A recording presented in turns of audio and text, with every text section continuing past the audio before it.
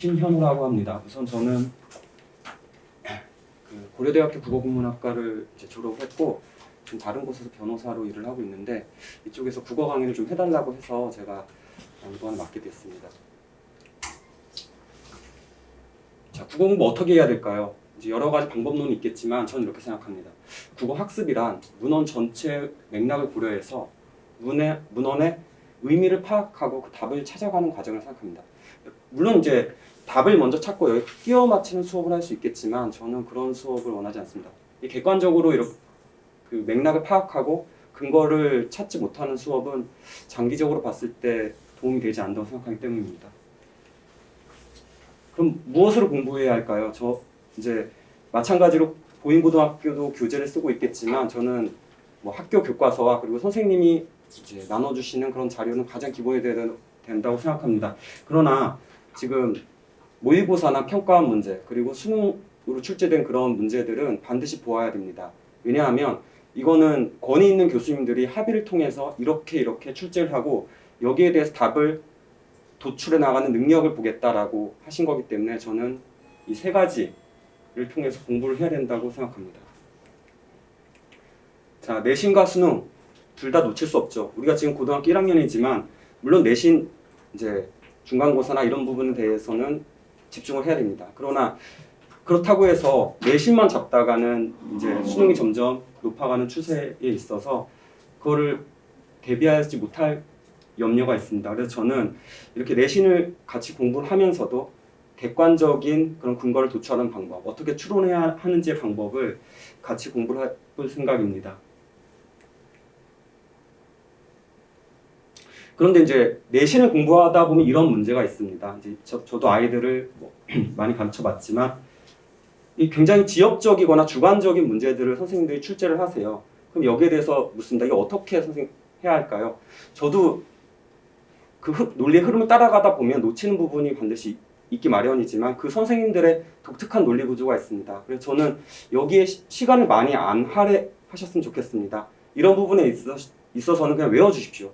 외워서 이제 아이들한테도 이야기를 하겠지만 이건 외워서 답을 맞추고 저는 다른 부분에 시간을 너의 소중한 시간을 투자를 하자 이렇게 저는 가르치고 있습니다. 자, 보인고 출제 경향을 보겠습니다. 선택형이 28문제 그리고 서술형이 8문제 출제됩니다. 보통 서술형 같은 문제는 이제 교과서에서 다뤘던 문제 혹은 이제 고전 이제 굉장히 유명한 고전 작품들을 현대어로 해석하는 그런 부분들이 많이 출제가 되었습니다. 비중은 문학이 50% 그리고 우리가 문학 외적 지문이라고 하는 비문학이 50% 출제가 되었습니다. 여기에 대해서도 이제 이렇게 이야기를 합니다. 선생님들이 나눠준 자료 외적인 문제는 어떻게 대비를 해야 됩니까? 이렇게 묻는데 거기에 대해서는 저희가 모의고사나 평가원 이런 문제를 최대한 다뤄야 됩니다. 여기에서 중요하다고 다뤘던 문제들을 선생님들이 유의 있게 보았다가 출제를 하기 때문에 우리는 수업 시간에 나눠준 자료와 교과서 외적으로도 그런 모의고사, 평가원 이런 문제들 놓칠 수 없습니다. 이런 문제도 함께 공부를 하도록 하겠습니다. 또 다 굉장히 당황을 합니다. 처음 보는 지문에 있어서 여러 친구들이 당황을 하고 아무리 공부를 잘한 친구도 8시간, 뭐 10시간 이렇게 그 전날까지 국어 공부를 하고 온 친구들도 모르는 지문이 반드시 나옵니다. 그러나 여기에 있어서는 이렇게 생각하시면 됩니다. 여러분들이 내신에서 모르는 지문을 냈다면 그거는 모두 다 모르는 지문입니다. 그렇기 때문에 당황하지 말고 배웠던 대로 저와 함께 공부를 했던 대로 답을 찾아가는 과정을 우리는 같이 공부를 하게 될 것입니다. 문학은 고전과 현대문학을 연계해서 출제하는 것이 많이 나왔습니다. 예를 들어서 공무도화가와 이제 그 납배 행인이라는 한용운 선생님의 시가 나왔을 때는 물이라는 소재와 그리고 이별이라는 주제를 가지고 이 두 작품을 엮어서 출제를 합니다. 그렇기 때문에 현대와 고전 문학을 이렇게 각각으로 나누지 않고 어떻게 소재를 연계할 수 있는지 그리고 주제를 어떻게 연결할 수 있는지를 이제 중간고사를 대비하면서 선생님들이 나눠준 그런 자료나 필기자료 이런 것들을 토대로 우리는 중점적으로 공부를 하게 될 것입니다.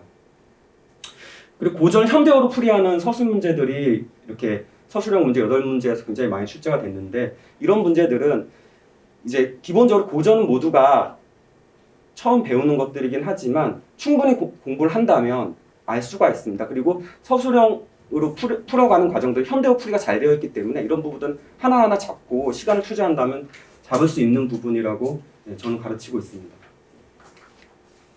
이제 비문학입니다. 비문학은 물리, 생물, 이제 인공지능, 경제 관련 지문들이 출제됐습니다. 물론 저는 이제 법학을 전공을 했지만 저보고 이제 물리학이나 생물학 이런 부분들을 가지고 와서 바로 풀라고 하면 저도 이렇게 빠른 시간 안에 답을 찾지 못할 가능성이 있습니다. 근데 이제 리트나 이런 이제 피셋이나 이런 문제들을 보면 이런 지문들이 많이 출제가 되거든요. 그런데 여기에서 우리가 하나 생각해야 될 건 이것입니다. 이런 지문을 통해서 이 답을 찾아가는 그런 힌트 그리고 논리의 추론 과정을 반드시 문제에서 주고 있습니다. 그렇지 않으면 이 문제 자체가 성립이 안 되기 때문에 우리는 자신감을 갖고 이렇게 문제를 풀어나도록 하겠습니다. 무엇보다 그리고 이런 문제들 비문학을 저는 공부를 하면서 가장 중요하게 생각하는 부분은 정의 규정을 찾아답니다. 아무리 어려운 것이라도 예를 들어 채권이라고 해봅시다. 채권을 이렇게 던져주면서 지문을 던져서 이제 풀라고 하게 된다면 우린 채권에 대한 정의 규정을 먼저 찾아야 됩니다. 채권은 어떤 사람이 다른 사람에게 특정한 행위를 구할 수 있는 권리다. 이렇게 정의 규정을 찾고 들어간다면 다른 문제들 혹은 추론하는 문제들, 비판하는 문제들을 우리는 풀 수가 있습니다. 자, 이제 마지막으로 저희 반 이제 소개를 하고 마치도록 하겠습니다. 기본 강의는 5회로 하고 그리고 이제 중간고사 대비한 특강을 1회를 하게 됩니다. 개강은 토요일 오후 2시 8월 27일 이때 개강을 하게 됩니다. 이제 이야기를 계속 한 부분이 있지만 내신을 우리는 여기서 중점적으로 다루기 때문에 학교 교재와 그리고 선생님이 나눠준 자료 그리고 모의고사 평가 문제들 그런 외부 이제 지문들을 대비해서 공부를 하도록 하겠습니다. 시간은 이렇게 제가 짜봤는데요. 첫 번째는 현대시 1주차를 다룰 거고 2주차에서는 고전시가 굉장히 유명한 고전시가를 중점적으로 다룰 겁니다. 그래서 이 수업을 통해서 이제 고전시가에 대한 자신감도 기를 수 있고 중요한 문제들을 다루기 때문에 이걸 공부를 하게 된다면 수능까지도 충분히 대비가 된다고 저는 생각합니다. 그리고 3주차, 4주차가 이제 좀 중요합니다. 저는 이제 인문사회 통론, 사회기술 통론 이렇게 나눠가지고 강의를 하게 될 건데 이 강의 기본 제가 공부했던 방식이 리트를 어떻게 정확하게 풀 수 있는지 주어진 시간 안에 정확하게 논리 구조를 파악할 수 있는지 이런 부분들을 그리고 개념을 먼저 파악하는 방식 그리고 추론을 얼마나 인과관계를 통해서 가져갈 수 있는지 이런 부분을 중점으로 해서 공부를 하게 될 겁니다. 마지막 5주차 지금까지 이제 고인고에 출제된 기출을 통해서 쭉 정리를 하면서 중간고사 시험 대비하게 될 거고요. 마지막 6주차는 이제 저희가 중요하게 다뤘던 부분 혹은 출제가 예상되는 부분들을 공부를 하게 될 겁니다. 이상입니다.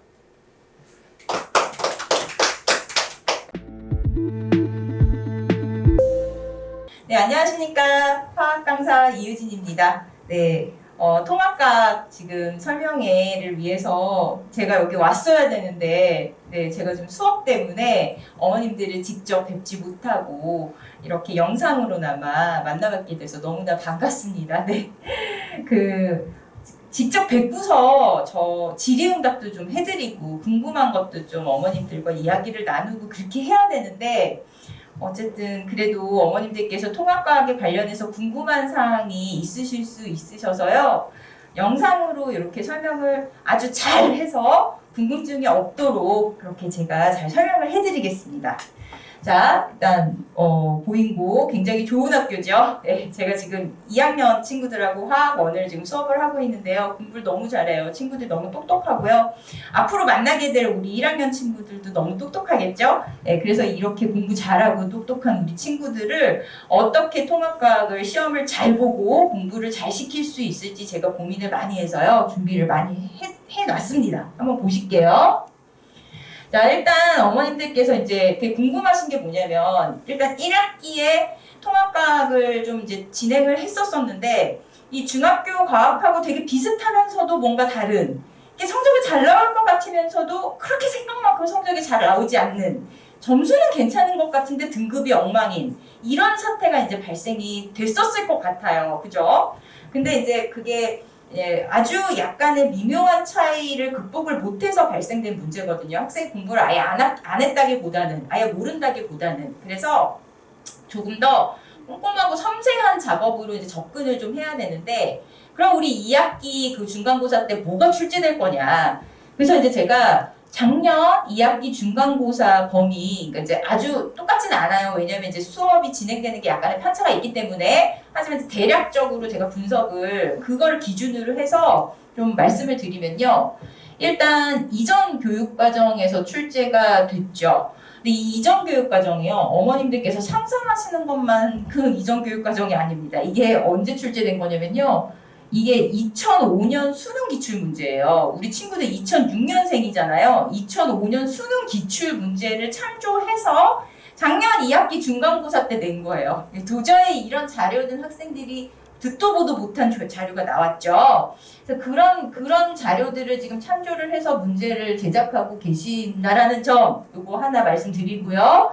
그 다음에 이제 두 번째, 어느 자사고나 모의고사 기출문제 참조하죠. 예, 고인고도 마찬가지였습니다. 그래서 전국연합 모의고사에서 출제된 건데, 이게요 1학년 전국연합 모의고사 기출이 아니고요. 그러니까 2학년 3월달, 그러니까 아직 화학원을 다 배우지 않았다라는 가정하에 1학년엔 통합과학만 가지고 3월달에 처음 보는 모의고사에서 이제 그 통합과학의 화학 파트가 나오는데, 거기서 출제된 겁니다, 이게. 그래서 그런 자료들을 참조하신다는 점. 그 다음에 이제 세 번째 쇼킹하죠. 어머님들께서 이제 익히 알고 계세요. 물리 1이나 이제 원 과목에서 출제가 좀 된다라는 사실을. 그런데 더 쇼킹한 거는 화학 2에서도 출제가 됐다라는 점. 이게 지금 보인고 기출 문제인데요. 이게 그 화학 2 그 수능 특강, 제가 지금 그 2학년 학생들, 그러니까 자사고 집중 이수하는 기숙학교 자사고 어디라고 말씀 안 드리는데, 거기 친구들 지금 제가 수업하는 그 수능 특강 그 교재에 똑같은 문제가 보인고 통합과학의 기출 문제에 출연을 했어요. 그래서 이렇게 물 1이나 화 2도 선생님들께서 연계되는 내용이라고 하면 언제든지 참조하셔서 문제를 낼 수 있다. 예, 그러면 이제 어머님들께서 아이고, 이게 우리 애는 물리 1까지는 괜찮은데 화학 2까지는 안 했는데 2까지는 안 돌렸는데 어떡하지? 두려워하지 마십시오, 어머니. 그래서 제가 있는 거예요. 이런 거가 뭐 그렇다고 전체를 다 물원이나 화투로 돌리는 건 아니잖아요. 그러니까 이제 이렇게 참조되는 몇 가지 문제들이 있을 수 있는데, 이런 식으로 참조할 수 있다라고 하는 내용을 제가 이미 알고 있으니까 이거 참조되면 이거 참조하지 않을까 하면서 미리 이제 친구들하고 공부할 때 제시해주면 되는 거니까 크게 걱정하지 않으셔도 되는데, 출제는 된다. 이런 사실을 어머님께 알려는 드려야 되겠다 해서 자료를 지금 만들어서 보여드리는 거예요. 되시죠? 자, 그래서 이제 출제 경향은 대략 이런 식으로 이제 보인고가 진행을 하고 있는데, 자, 그러면 이제 준비를 어떻게 할 거냐? 그러면 그 등급 같은 내용이나 공부 방향 같은 것들이 이제 어머님들께서 결정을 하셔야 되죠. 그쵸? 어떻게 이거를 이제 대비를 해갖고 공부를 시켜야 될 거냐? 자, 일단은 그 수행평가나 지필고사하고 같이 돌아가는 건 알고 계시잖아요. 근데 이 보인고가 생각보다 수행평가의 비중이 굉장히 높아요. 지필고사에 객관식 한 문제당 배당되는 점수가 2.4, 1.7이래요. 그래갖고 서답형 4문제 나오는데 그것까지 다 합쳐가지고 그 점수를 토탈하면 70점 만점으로 이제 그 점수가 확보가 되고, 나머지 점수를 수행평가로 돌리죠. 수행평가 굉장히 많이 비중을 굉장히 많이 넣은 편에 속하는데, 그거 이제 저랑 공부하면서 친구들이랑 같이 수행평가까지 같이 대비할 수 있게끔 제가 준비 다 하고 있습니다. 그 다음에 이제 최신 출제 경향 당연히 분석하고 있죠. 그래서 요거 반영해가지고 과제랑 주간 테스트랑 교재 준비하고 있으니까요. 그거 걱정 안 하셔도 되고요. 고난도 문제풀이는 아까 보여드린 것 같이 물원이나 화투 같은 데서 한 문제 나와요. 한 문제 나오는데, 이제 중요한 게 학생하고 저하고 의사소통을 잘해야 되는 게, 그런 거를 선생님 수업을 했어요 라고 학생들이 이제 말을 해주고 프린트를 좀 보여주면은 훨씬 제가 준비하는데 도움이 되죠. 제가 헛발질 안 해도 되니까. 그래서 학생들하고 잘 의논해가지고 수업 뭐 하셨는지 파악한 다음에 고난도 문제풀이 넣어줄 거고요. 그 다음에 이제 마지막까지 학생들이 자신감을 갖도록 제가 이제 막 화이팅! 하면서 이제 공부를 시킬 건데, 네. 근데 그 자신감은 어디서 나오냐? 빡세게 공부를 돌리고 양치기를 하고 공부를 열심히 해야지 나오는 거잖아요. 그래서 그 자신감이 만들어질 수 있는 빡센 공부 과정이 기다리고 있습니다. 이게 뭐냐? 자, 수업 구조 잠깐 설명드릴게요. 지금 일단은 지금 첫 시간, 그러니까 개강할 때만 빼놓고는 무조건 주간 테스트를 봅니다. 주간 테스트를 안 볼 때가 없어요. 그래서 어머님들께서 항상 별 이변이 없다라면 주간 테스트가 항상 주간 테스트 피드백이 어머님들 문자로 이제 갈 거고요. 주간 테스트 보기 전에요. 항상 제가 질의응답을 충분히 합니다. 왜냐하면 이 주간 테스트가요. 저는 실력 테스트가 아니고 복습 테스트예요. 그래서 그 복습한 내용을 완벽하게 이해하고 있는지를 체크해야 되기 때문에 주간 테스트는 100점이 나와야 되고요. 그리고 그 100점을 맞기 위해서 학생들이 숙제를 열심히 했어야 하고 그 숙제에서 모르는 게 있으면 질의응답을 미리 함으로써 주간 테스트를 100점으로 연결시킬 수 있는 시간을 확보해 줘야 되거든요. 그래서 질의응답하고 주간 테스트를 무조건 수업 시작하자마자 저랑 시작할 겁니다. 그리고 이제 시험을 보고요. 개념 정리까지는 다른 통과 수업 시간이나 뭐 다를 바가 없어요. 그래서 개념 정리 이제 뭐 설명해주고 원포인트 정리해주고 하는데 그 다음에 암기 테스트가 중요하죠. 암기 자료를 제가 배부하면서 수업을 같이 할 거거든요. 그런데 그 암기 테스트에 통과해야지 숙제를 받아갈 수 있습니다. 숙제 문제 프린트가 한 프린트당 50개 정도 들어가 있는 프린트가 한 2개 정도 나갈 거거든요. 매 시간마다. 그런데 그 문제를 받기 위해서는 공짜로 안 줘요, 제가. 암기 테스트에 통과해야지 문제를 받아갈 수 있어요. 그 숙제를 받아가야 집에 갈 거 아니에요. 그런데 암기 테스트 통과를 못하면 숙제를 못 받아가고 숙제 못 받아가면 집에 못 갑니다. 네. 그래서 암기를 아예 학원에서 다 시켜갖고 보내겠습니다. 그리고 나서 이제 문제풀이를 시키는데 암기를 홀라당 진짜 빨리 하는 친구들이 있어요. 그럼 이제 그 친구들은 다른 친구들 암기하는 동안 멍 때릴 수 없잖아요. 그래서 제가 미리 문제를 학원에서 좀 풀려갖고 보내겠습니다. 지금 뭐 통과까지 집에서 숙제할 시간을 확보하기엔 쉽지 않은 것 같아요. 우리 친구들 바쁘잖아요. 수학도 해야 되고 국어도 해야 되고 그래서 아무튼 과학은 저랑 학원에서 최대한 많이 해갖고 간다. 거의 암기 같은 것도 학원에서 다 한다. 네, 그런 개념으로 제가 수업을 끌고 갈 겁니다. 자, 교재 좀 자랑 좀 할게요, 어머님들. 여기 지금 요 문제 보이시나요? 요 그래프? 네, 네. 기억이 안 나신다고요? 다시 보여드릴게요. 짜잔, 여기 보이시죠? 보인고 기출 문제인데요. 네, 제 교재에 버젓이 들어가 있습니다. 아, 기출문제 보고 만든 거 아닙니까? 아닙니다. 이거 공부시키고 나서 출제된 겁니다. 네, 자랑스럽죠? 네.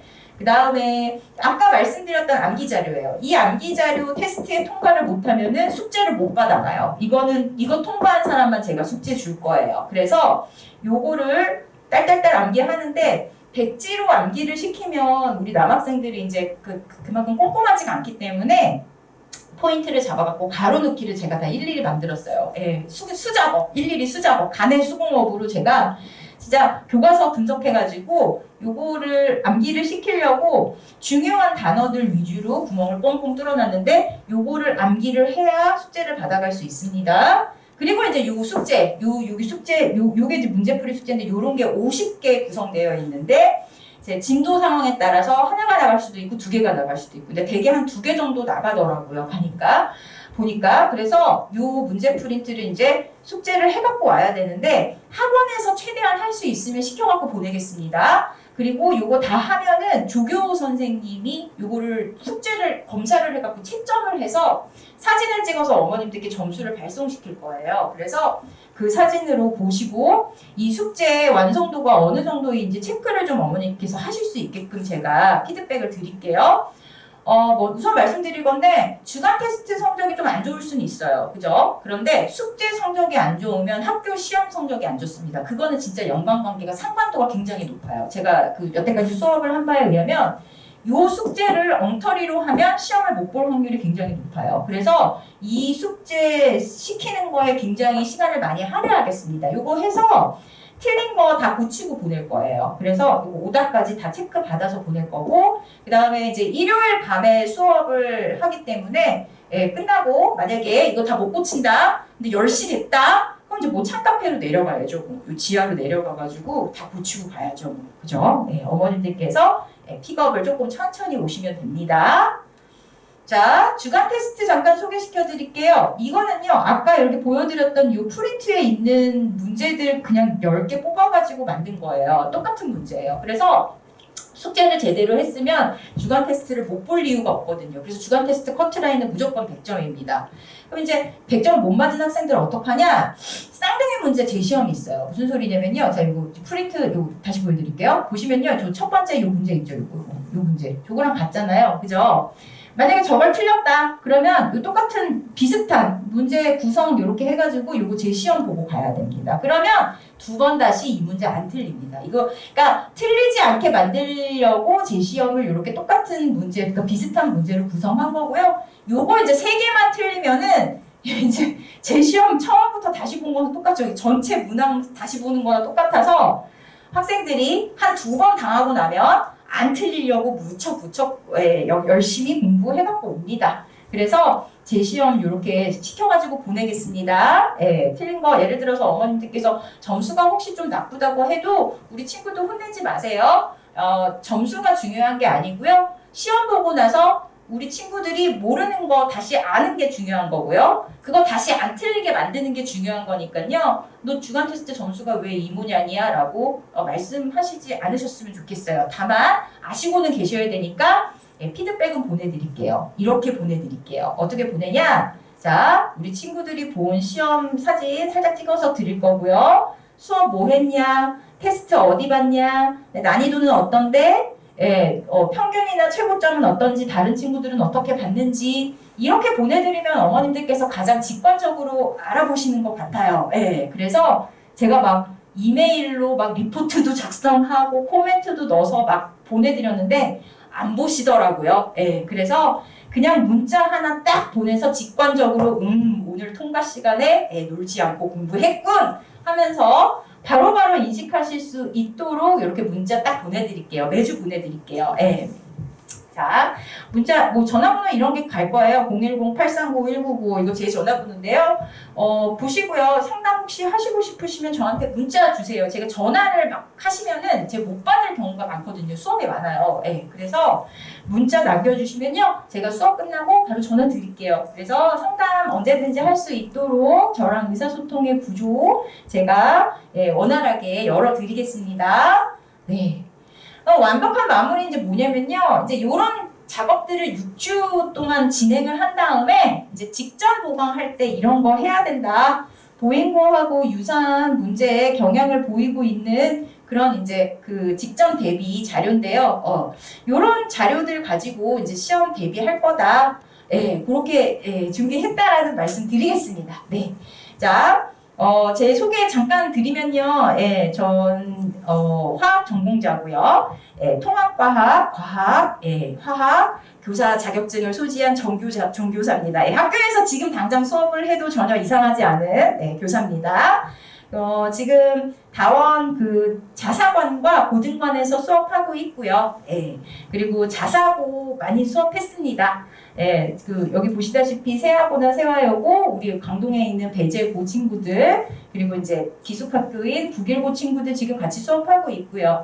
그래서 제가 경험이 많습니다. 그래서 어머님들께서 지금 통합과학을 공부를 통합과학 보고 혼자 하지 말고 학원까지 다녀라고 생각하실 수 있어요. 왜냐하면 워낙 이제 우리 보인고 친구들 똘똘하기 때문에 공부는 통과까지는 그냥 혼자 해도 되지 않을까 생각하시겠지만 지금 통과 수업을 연 이유가요. 우리 친구들이 통과를 못해서 수업을 연 게 아니에요. 할 수 있는데 그 귀찮은 작업을 혼자 하는 동안에 시간 낭비의 요소를 줄이고 그 다음에 이제 남자친구들이라서 덜렁거리면서 놓치고 가는 거 꼼꼼하게 챙기고 그래서 공부했으면 등급이 제대로 나올 수 있게끔 제가 서포트를 한다는 개념으로 통과 수업을 연 겁니다. 그래서 뭐 별다른 거, 되게 어려운 거, 되게 대단한 거 배우지 않아요. 학교에서 배운 내용 리뷰하고 교과서 통합기 하고 그 그리고 하나도 놓치지 않고 실수 안 하게끔 제가 단돌이 해서 보내는 개념으로, 그래서 그런 수업이 필요하다라고 생각되시면 저한테 보내주십시오. 제가 완전히 꼼꼼하게 다원에서 끝장을 보고 보내겠습니다. 네, 그래서 어머님들께서 이제 걱정하시는 바가 뭔지 제가 너무 잘 알고요. 그동안 수업을 하는 동안에 경험치가 많이 쌓였기 때문에 실수 없이 친구들 잘 시험 치러낼 수 있게끔 제가 열심히 공부시켜서 보내겠습니다. 네, 긴 시간 동안 수업 들어주셔서 감사드리고요. 혹시 궁금하신 점이 더 있으시면요, 아까 보여드렸던 전화번호나 아니면 학원에 직접 말씀하시면, 저랑 통화하고 싶다고 말씀하시면요, 제가 바로 전화 드릴게요. 네, 그래서 추가의 질의 응답은 따로 유선으로 하는 걸로, 네, 그렇게 하겠습니다. 어머님들 봐주셔서 감사드립니다. 네, 좋은 인연으로 다시 뵙겠습니다. 화학 강사, 통합과학 강사 이유진이었습니다. 감사합니다.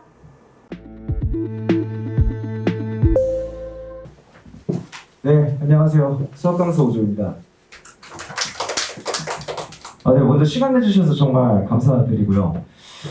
일단 저는 좀 이번에 배정된 시간에 그래도 좀 많은 정보를 드리고자, 일단 1학기 때 어떻게 하는지, 그리고 제일 중요한 게 2학기가 어떨지 요거를 조금 말씀을 드리고 싶은데, 제 소개를 짧게 하겠습니다. 네, 보인고 수학을 지금 뭐 일단 광고할 때 N년차라고 했는데 정확하게 4년차고요.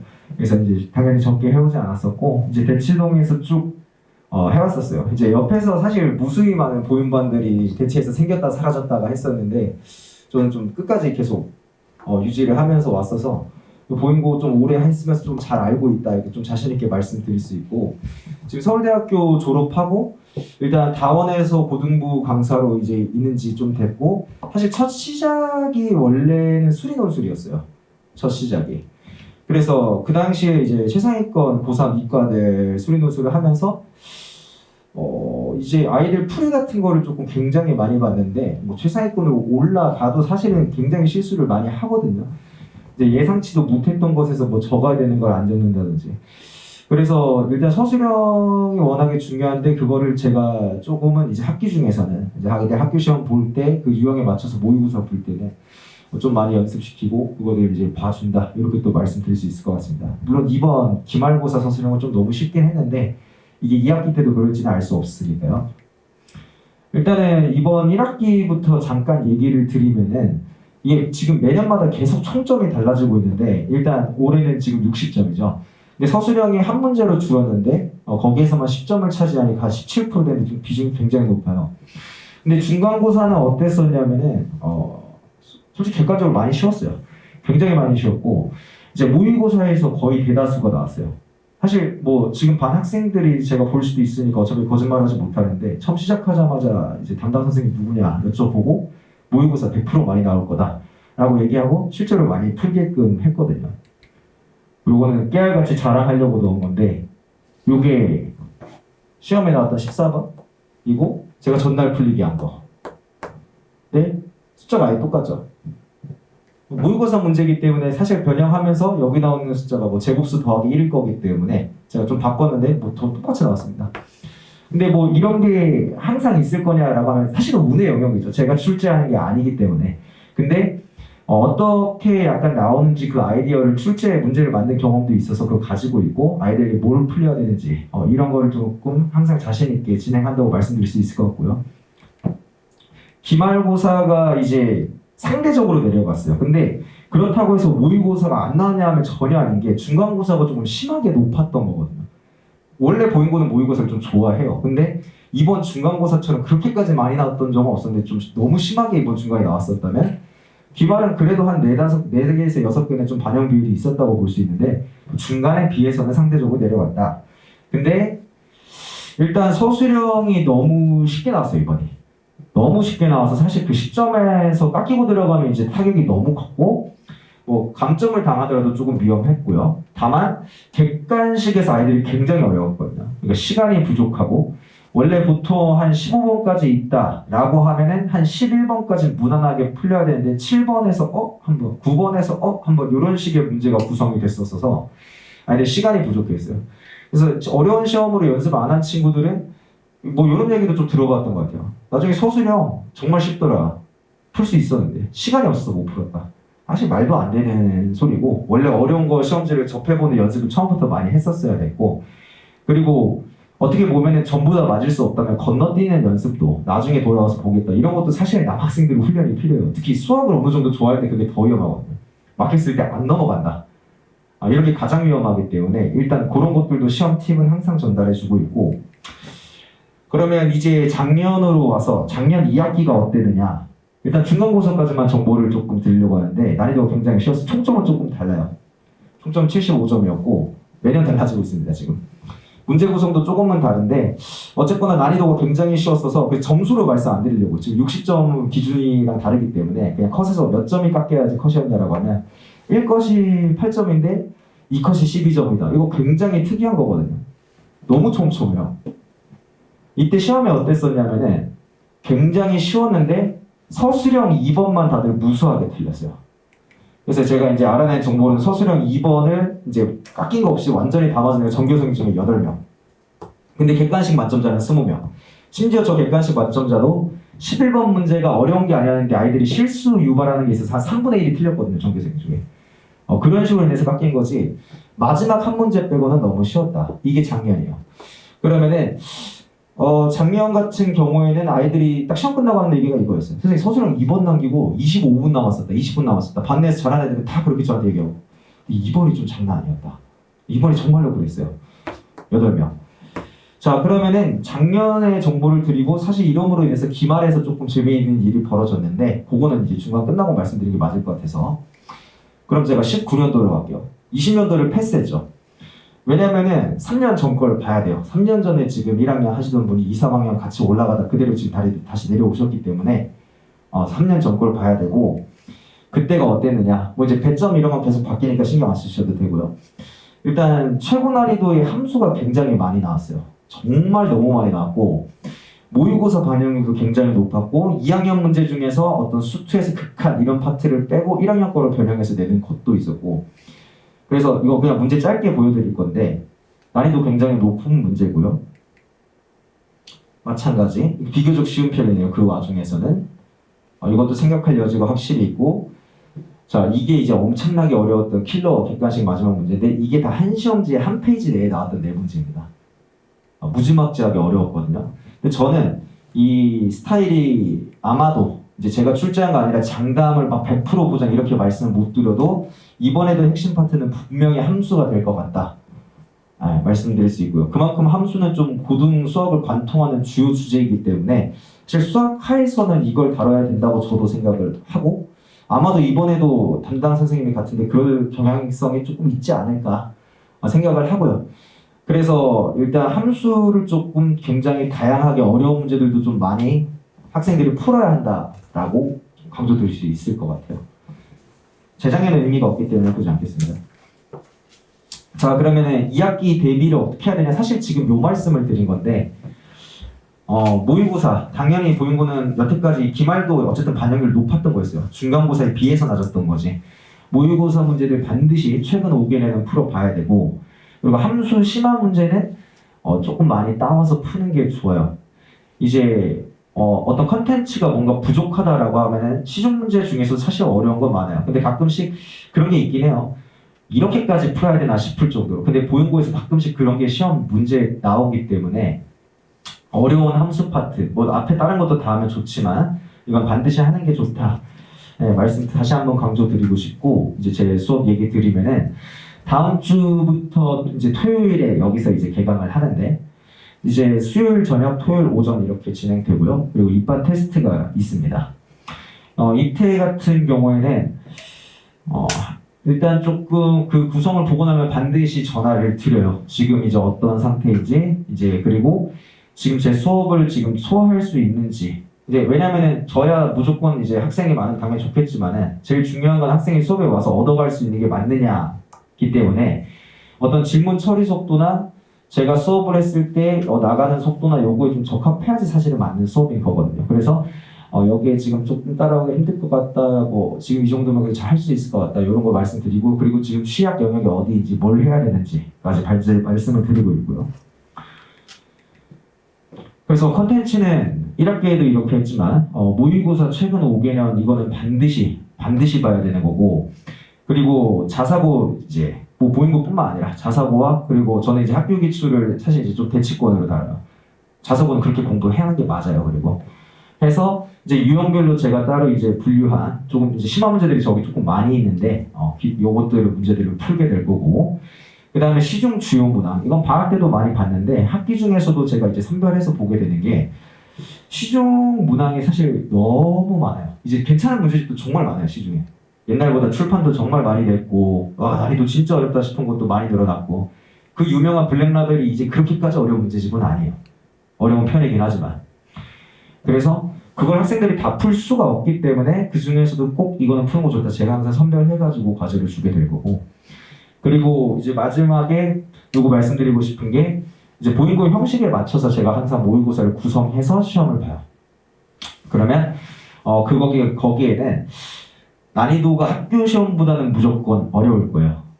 연습을 항상 그렇게 시키고요. 그러면은 한 번씩은 쉽게 하긴 해요. 왜냐하면 맨날 어렵게만 보면 조금 기분이 안 좋거든요. 항상 많이 틀리고 하면. 어쩌다가 자신감 고취한 거 있긴 한데 그거야 어쩌다 한 번이고 대체로 그냥 좀 많이 어렵게 시험지를 구성해서 풀립니다. 그래서 어려운 걸 봐도 당황하지 않게끔. 그러면 저의 이제 앞으로 2년간의 커리어인데 뭐 학기 중에는 내신 대비라는 게 당연해서 뭘 쓴 게 없고요. 이번 여름방학이 지금 끝났지만 일단 어떻게 진행했냐면 요거 수학화 다음 학기에 나간 건 얘기 안 드릴게요. 이번에 수학2를 했고 겨울에 올라갈 때 이제 1월, 2월 2달이죠. 그때 수학2 1월, 2월에 미적분, 그리고 이제 여름방학 2학년 같은 경우에 지금 미적분 했거든요. 어제 종강했습니다. 보면 방학이 늦죠. 그래서 일단 이렇게 구성을 한 이유가 특이하게 제가 여기에 수학 1이 없는데 원래 재작년에는 그렇게 한번 했었었는데 올해부터 제가 이제 느낀 바로는 1, 2월에 수학 1을 정말 길게 함께 같이 보기 때문에 이제 여름에 한 번 더 수학 2를 보고 2월에 조금 미적분을 빠르게 볼 수 있게끔 일부러 커리 구성을 이렇게 했고요. 그래서 뭐 이제 지금 중요한 건 다가온 겨울이겠죠. 수학 2 미적분 겨울에 한다 이렇게 봐주시면 될 것 같고, 그리고 보는 거 2학년 때 선택이 기하예요. 그래서 솔직히 말씀드리면은 기하가 많이 쉬워요. 굉장히 많이 쉬워서 제가 예전에 초창기에 보인고 수업했을 때는 이제 2학년 애들한테 낚시를 해야 됐었어요. 기하 수업할 때는 언제 기하를 하는지 알려주면 안 되거든요. 알려주면 그날 안 와요. 그냥 혼자 하겠다 이런 식이었어가지고 그래서 기하가 좀 굉장히 많이 쉽기는 해요. 한번 또 문제가 이제 한번 중간고사를 겪고 나면 기하는 혼자 해도 되겠다 거의 이런 식이 되는데, 중요한 거는 솔직히 맞긴 해요. 혼자 해도 되긴 하는데 근데 처음에 한번 정리는 같이 하는 게 좋기 때문에 이때만 합니다. 기하는 수업 시간에. 그리고 2학년 때 1절 안 달아요. 문제집만 주고 클리닉 시간 이용해서 따로 개별 질문 받고 물론 직보는 하죠. 그래서 12월 중간고사가 이제 12월 10일 이때쯤 끝날 텐데 이제 그 12월 말에 정식 개강하기 전에 이제 기하를 한 6타임 정도로 해서 한번 끝낸다 이렇게 봐주시면 될 것 같습니다. 그러면은 제가 뭐 브로셔에 뿌린 것도 사실은 그렇게 해놨었지만 제 특징이라고 할 만한 게 제가 사실 고등학교 때 처음부터 되게 성실하게 생활을 해오지는 않았어요. 그게 저한테 굉장히 큰 후회였고 나중에 1학년 때는 그냥 놀고 싶어가지고 부모님이랑 많이 싸우기도 했고 뭐 왜 공부해야 되냐는 뭐 이제 그런 얘기부터 해서 뭐 항상 제가 많이 그랬는데 결국 후회하는 건 저더라고요. 이제 공부하는 건 결국 어차피 나를 위한 건데, 근데 애들 입장에서는 당연히 놀고 싶고 어차피 경험해보지 않은 미래에 대해서 얘기해보자 그렇게 크게 와닿지도 않고 저도 그랬었는데, 근데 그래서 조금 그 얘기를 이런 흐름을 따라서 조금 많이 해주는 편이에요. 물론 이제 한 학기가 지나갔기 때문에 이런 어떻게 보면 잔소리는 조금 줄이긴 하는데 뭔가 요즘에 태도가 조금 좀 그렇다라고 하면 한 번씩 불러내서 얘기를 합니다. 지금 정규반에서 어머님도 몇 번 오신 것 같은데 제가 어머니께 얘기 안 드려도 한 명씩 이렇게 불러내서 얘기를 해요. 애들이 근데 보통 남학생들 집에 가서 얘기를 안 하더라고요. 이제 어머니 상담을 했어도 집에서는 일절을 모르시거나 뭐 이렇게 하는데 저도 굳이 오늘 상담했습니다 뭐 이렇게 얘기 드릴 필요는 없으니까 가끔씩 문자로 그 정보는 담기는 해도 뭐 상담했다 가로치고 뭐 이렇게 얘기를 하죠. 따로 이렇게 한 번씩 불러내서 얘기를 합니다. 요즘 좀 너무 의욕이 있는 것 같다, 너무 매너리즘에 빠진 것 같다 뭐 이런 것부터 해서 제 얘기도 하고 그냥 단순히 해라 라고 하면 안 하니까. 문제는 이제 작심삼일이 될 때가 많다는 건데 조금 지속적으로 얘기를 해주고 있습니다. 특히 이맘때쯤 다시 또 막 힘을 잃기 시작하거든요. 요거는 이제 서술형 연습 많이 한다라는 거고, 그리고 이제 이건 아까 얘기 드린 거죠. 모의고 모의고사 실시하고 그리고 의문이 남지 않도록 이제 항상 신청하는 친구들이 신청하는데 유튜브를 항상 촬영을 해요. 이제 수업을 항상 다시 볼 수 있게끔 해서 아이들 꼭 수업 다시 보고 헷갈리는 거 잡아내고 그리고 질문 바로바로 하면은 이제 뭐 카톡이나 혹은 좀 많이 남기게 될 거예요. 사실 학기 중에 제 시간에 갈 수 있으면은 그날 굉장히 잘한 거예요. 숙제도 훌륭하고 시험도 잘 봤고 한 경우에 보통 제 시간에 갈 거고요. 아니면 저랑 좀 더 함께 하게 될 겁니다. 그래서 웬만하면은 이제 의문이 남지 않게끔 웬만하면 당연히 저한테 물어보면 수업 중이면 당장 대답을 못 하더라도 최대한 빨리 해결해 주려고 하고요. 이제 요게 그런 예시들이에요. 이제 아이들이 뭐 보내달라. 사실 방금 30분 전에도 보낸 것 같은데 해서 요렇게 계속 뿌리고 있고 요거 같은 경우 학생이 했던 건데 이게 보인고 남학생이 한 거긴 해요. 보인고 남학생 2학년인데 좀 굉장히 흔치 않거든요. 글씨도 굉장히 이쁘게 쓰고. 근데 사실은 제가 오답노트를 기존에 원래 뿌리던 게 있다가 이제 남학생들이 아무래도 이거 워낙에 분실을 잘하고 하다 보니까 책 위에 한 번씩 더 풀게 했었는데 다시 한번 시스템을 그거를 풀렸던 거를 다시 모아서 좀 풀어오게끔 할 건데 다만 요거는 말씀드릴게 기존 숙제를 잘 해오지 않으면 전에 오답에 대해서 별도 분배하지 않을 거예요. 왜냐면 기존의 것도 잘 안 되는데 계속 전에 것만 받아가봤자 의미가 없거든요. 해와야 받아갈 수 있는 걸로 전에 거 틀린 것만 모아놔서 그렇게 진행할 거고요. 그리고 모의고사 제가 아까 말씀드린 문제 20문제 양식 맞춰서 나간 거는 다시 이제 방학 끝났으니까 방학 중에 사실 그렇게 하지 않는데 학기 중에는 이제 손필기까지 적어가지고 아이들이 집에서 다시 한번 보면서 공부할 수 있게 그렇게 할 겁니다. 요거는 제가 사실 요번 내용인데 요거는 아이들이 이제 수업을 들었을 때 딱 그렇게 하는 내용이에요. 얘기하지 말라고 이제 이거 우리만 알아야 된다. 그렇게 하는 내용인데 요거를 한번 뭐 받으시면 좋지 않을까 하는데 제가 사실 옛날 예적부터 설명에 이 코드를 넣긴 하는데 조회수가 보면 잘 안 늘더라고요. 그래서 근데 아이들이 그렇게 얘기해요. 이거 한번 듣고 나면 이거 우리만 알고 싶다 이렇게 얘기하거든요.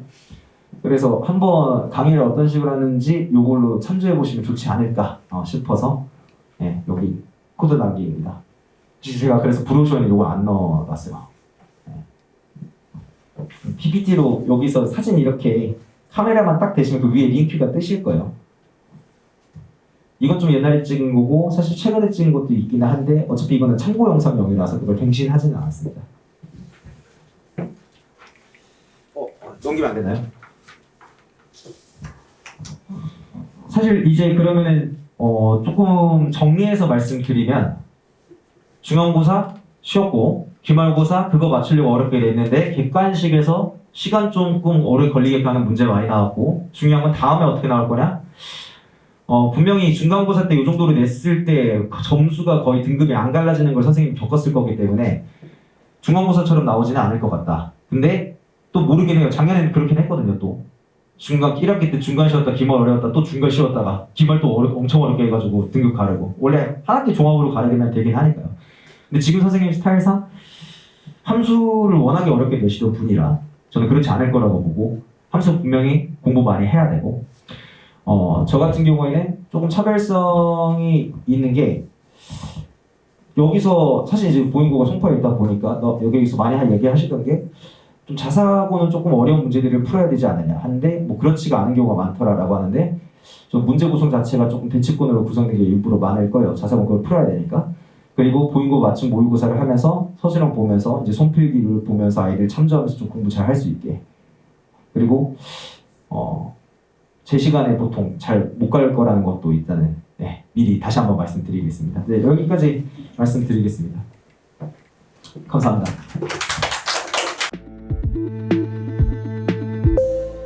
네, 인사드리겠습니다. 다도건 원장 김내동입니다. 네, 저는 지금 대치동의 이제 고등본관의 이제 원장이면서 다도건이 이제 어떤 뜻이냐면요, 다원 교육의 독학 재수관입니다. 예, 수능 전문가고요. 메가스터디에서 12년 동안 제가 이제 일을 하면서 러셀 런칭도 제가 했었고, 현훈 선생님 런칭, 우리 선생님 런칭, 유대용 선생님 지금 우리 메가스터 안 계시지만 유대용 선생님까지 제가 런칭을 했었고요.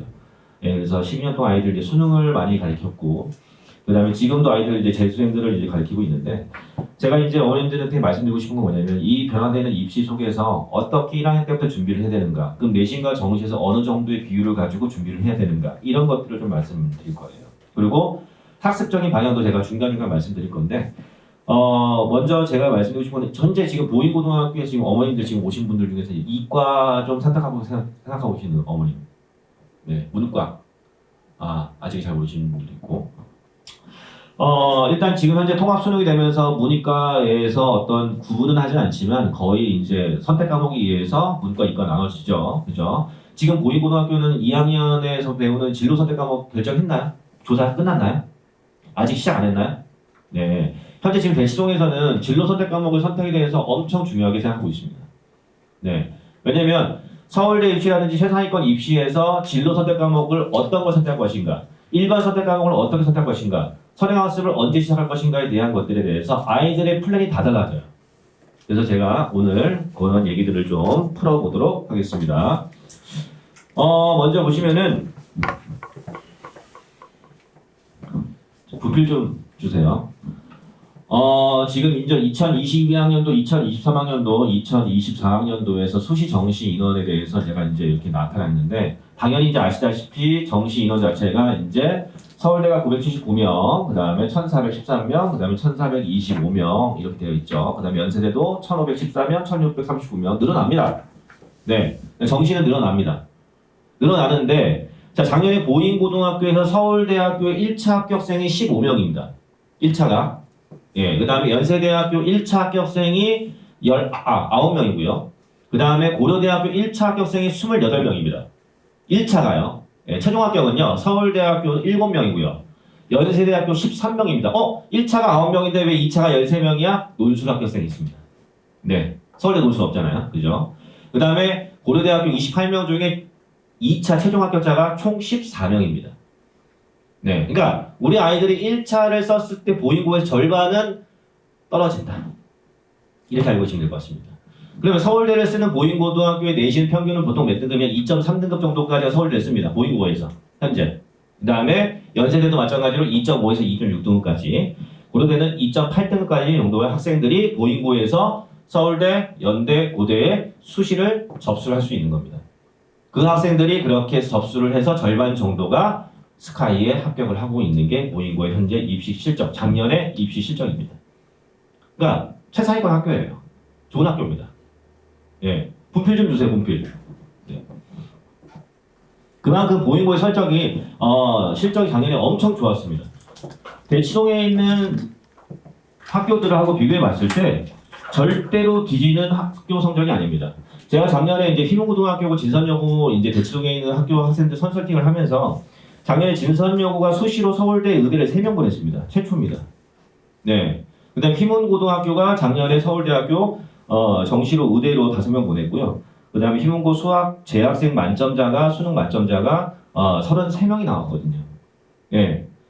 그만큼 어려운 이 수능 환경에서 보인고가 잘 하고 있다는 겁니다. 학교에서 관심을 가지고 하고 있다는 얘기죠. 네. 그래서 이 바뀌는 입시에 대해서 우리가 어떻게 준비할 것인가 보시면은 약대 인원부터 보겠습니다. 왜 약대 인원을 보느냐? 자, 수시에서 약대 인원은 948에서 1151까지 늘어나고요. 정시 인원 같은 경우는 783에서 806까지 늘어납니다. 그러면 이 약대가 어느 정도의 위치냐, 정시에서 한번 제가 말씀드릴게요. 자, 원래 의대 다음에 치대죠, 그죠? 그 다음에 약대라고 생각하시는 분들도 계시는데 아닙니다. 네, 아직까지는 한의대가 위에요. 점수상으로. 올해 입시도 그렇고요. 작년 입시도 그렇고요. 제가 입시 컨설팅을 하면서 수시 원서, 정시 원서를 다 쓰면서 점수를 딱 까보니까 한의대는 아직 못 넘어섰습니다. 약대가. 수의대는 당연히 넘어섰어요. 근데 수의대도 약간 비슷한 그레이드예요. 왜냐하면 약대가 워낙 많으니까 순천대 약대부터 목포대 약대까지 합치면 수의대가 높아요. 근데 평균적으로 약대의 가능 점수하고 그 다음에 수의대 점수는 비슷하고 한의대보다는 내려와 있다 정도가 약대 수준입니다. 그랬을 때 이 약대에서 자, 중요한 건 뭐냐면 상위권 대학의 화학과 생명 관련 학과의 수시를 가르친 친구들이 약대 수시를 써요. 같이 써요. 겹치니까. 그죠? 그 다음에 상위권 대학의 공과대학 정시 쓸 친구들도 약대를 씁니다. 왜? 전문직이니까. 가군, 나군, 다군의 정시 3장 쓸 수 있습니다. 그 중에서 다군에 3, 6대 약대가 있어요. 정시에. 다군에 쓸 거 없는 거 아시죠? 정시에서 들어보셨죠? 작년에 3, 6대 약대 정시 다 썼습니다. 예. 그러니까 상위권 약대 합격한 친구도 다군에 3, 6대 약대를 써요. 쓸 게 없으니까. 예. 이렇게 영향력이 있고요. 그 다음에 지방대학의 한의의 수의의 정시를 쓸 친구들이 서울에 있는 약대를 씁니다. 왜? 반수하려고. 작년에 반수하려고 문과, 이과인데 문과 쓰고요. 예. 그 다음에 지방에 있는 의대 갈 친구들이 다 서울에 있는 약대 쓰고요. 예. 반수하려고. 그것도 좀 더 제가 말씀드릴 건데, 그런 현상들이 왜 일어나는지에 대해서도 분석을 해드릴 겁니다. 그래서 자, 자연 계열의 쏠림 현상이 약대가 들어오면서 굉장히 심해졌고요. 인문 계열 상위권 학생 수는 감소합니다. 야, 그래도 우리 약대도 한번 가보자 라는 생각을 가지고 어머니들이 문과를 진짜 선택을 너무 안 하세요. 네, 어려우니까 환경 자체가. 자, 그 다음에 수학을 보시겠습니다. 자, 예전에 수리 가형이었습니다. 수리 가형, 통합 수학 전에 수리 가형, 수리 나형. 가형이 이과, 나형이 문과예요. 네. 자, 그때 15,000명 정도. 자, 그래서 1등급은 6,000명, 6,000등까지가 1등급이었고요. 그 다음에 16,500등까지가 2등급이었습니다. 수리 가형 시절에. 현재 응시 인원이 45만 명 기준으로 했을 때요. 1등급은 18,000명까지가 1등급입니다. 현재 우리 아이들이 수능을 봤을 때 1등급을 받을 수 있는 인원이 전체 응시 인원 45만 명 중에 18,000명까지가 1등급입니다. 쉬워진 거죠. 1등급 맞기가 쉬워졌습니다. 그런데 현실적으로 실제로 고등학교 3학년 아이들이 수능을 봤을 때 수학 1등급 맞는 학생들이 많지 않습니다. 네, 재수생이 너무 많아요. 삼수생도 너무 많아요. 이번에 대치동의 시대인재 S학원. 네, S학원의 반수생반이 새로 건물을 올렸습니다. 대치동에. 네, 6층짜리 건물로. 가득 찼습니다. 애들 줄 서 있어요. 엘리베이터 기다린다고. 사람들은 저 뭐지 갑자기. 네. 그 정도입니다. 그 다음에 뭐 대치동에 D 학원 들어와가지고 지금 현재 재수생, 그 다음에 이제 M 학원에서 와가지고 또 거기서도 있죠. 예, 저희도 있죠. 뭐 엄청 치열하죠, 이제. 그만큼 반수생이 많아요. 최상위권이. 그러니까 우리가 1등급 18,000명 할만한데 라고 생각하시면 안 됩니다.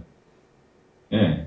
그래서 1학년 겨울방학, 여름방학, 겨울방학, 2학년 여름방학, 겨울방학의 선행학습이 얼만큼 되었냐에 따라서 이 상위권 학생과 경쟁을 할 수 있느냐 없냐가 결정이 나는 겁니다. 단순히 지금 수학 상을 잘하고 있고 수학 하를 잘하고 있다고 해가지고서 안심하고 계시다가는요, 2학년 때, 3학년 때 올라갔을 때 아이들이 최상위권 문제, 실전 모의고사, 엔제, 기출, EBS, 기타 등등 수많은 컨텐츠들을 따라갈 수 있는 방법이 없어요. 그것도 좀 이따가 다시 한번 제가 언급해 드리도록 하겠습니다.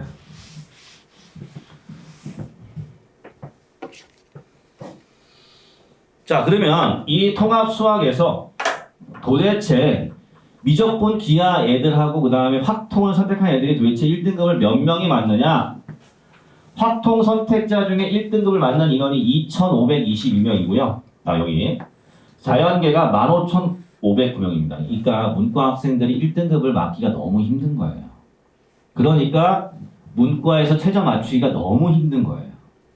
수학을 1등급 맞는 인원이 전체 인원 중에 2,522명밖에 안 됩니다. 전국에 있는 모든 고등학교 학생들하고 그 다음에 재수생 포함해가지고 1등급 맞은 인원이 작년에 2,522명이라고 해요. 그러면 학통을 다 맞았다고 해서 1등급이 되냐? 아닌 거죠. 공통 과목인 수원, 수투에서 도대체 몇 점을 맞을 수 있느냐가 우리 아이 문과 1등급을 결정짓는다는 얘기예요. 심지어 수원, 수투 같은 경우는 가산점이 0.76% 들어있습니다. 평균점수 계산할 때. 그러니까 수원, 수투를 우리가 어떻게 해결하냐가 첫 번째예요, 수학은. 그 다음에 이제 미적을 내가 기하를 어떻게 하고 이 생각을 하셔야지, 지금 대충 그냥 수원, 수투 잘하겠지 선행 2번 돌렸으니까 이 생각하고 계시다가는 3학년 올라가시면 갑자기 우리 아이가 수학을 3등급 막 보고 시작합니다. 3월 달부터. 그러면 이제 불이 나게 이제 주변에 있는 학원 알아보시고 이제 뭐 개인 수업도 붙여보시고 과외도 붙여보시고 하시는데 최상위권 애들이 노는 게 아니잖아요. 걔들도 막 열심히 엔제 풀고 뭐 서바이벌 풀고 뭐 풀고 있습니다. 그 친구들도 주말에 수학 3개씩 들어요. 평일날 정규만 듣고요. 예. 그 다음에 단과도 하나 듣고요. 주말에 또 단과 또 서바이벌 모의고사 3개씩 들어요. 나중에 고3 되면요, 애들 수학. 예. 근데 우리 애만 그게 듣는 게 아니라 N수생들도 같이 듣습니다. 그러니까 이 쉽지가 않아요. 그래서 아까 전에 오재호 선생님의 커리 자체는 이렇게 수능 자체를 잘 대비할 수 있는 커리로 만들어져 있으니까 예, 그냥 믿고 따라오시고 수학은 그렇게 하시고 나중에 제가 또 보이고 대상으로 또 다시 정시 설명을 해드릴 거고 그 다음에 어떤 과목을 어떻게 준비해야 되는지도 말씀을 드릴 겁니다. 자, 그래서 수학 문과 학생들 같은 경우는 2,500명밖에 없다. 1등급이. 자, 그 다음에 어머님들이 학생들이죠. 학생들이 제일 간과하고 있는 게 뭐냐면 영어입니다. 영어 진짜 죽어도 안 해요. 3학년 때 영어가 3등급이 나와도 엄마한테 이럽니다. 아들아, 영어 성적이 이번에 3등급인데 어떻게 할 거야? 엄마, 내가 알아서 할게. 그놈의 내가 알아서 할게. 지긋지긋하지 않습니까? 알아서 할게 하다가 수능 때 3등급 나옵니다. 진짜. 작년에 수능에서요. 1등급이 6.25%밖에 안 됩니다. 제가 더 쉽게 설명드릴게요. 자, 수시로 빠져나간 인원이 절반이라 하고 왜냐면 수시에서 모집이 많잖아요. 정시보다. 그럼 수시에서 절반이 빠져나가는 생각해보세요. 걔들 최저 맞춰야 될 거 아닙니까? 영어에서 6.25% 중에 3%, 러프하게 4%는 수시로 빠져나가는 1등급입니다. 그럼 정시에서 1등급 맞을 수 있는 친구들 몇 %밖에 안 남아요? 2%밖에 안 남아요. 이런 일이 발생하면 무슨 일이 벌어지느냐?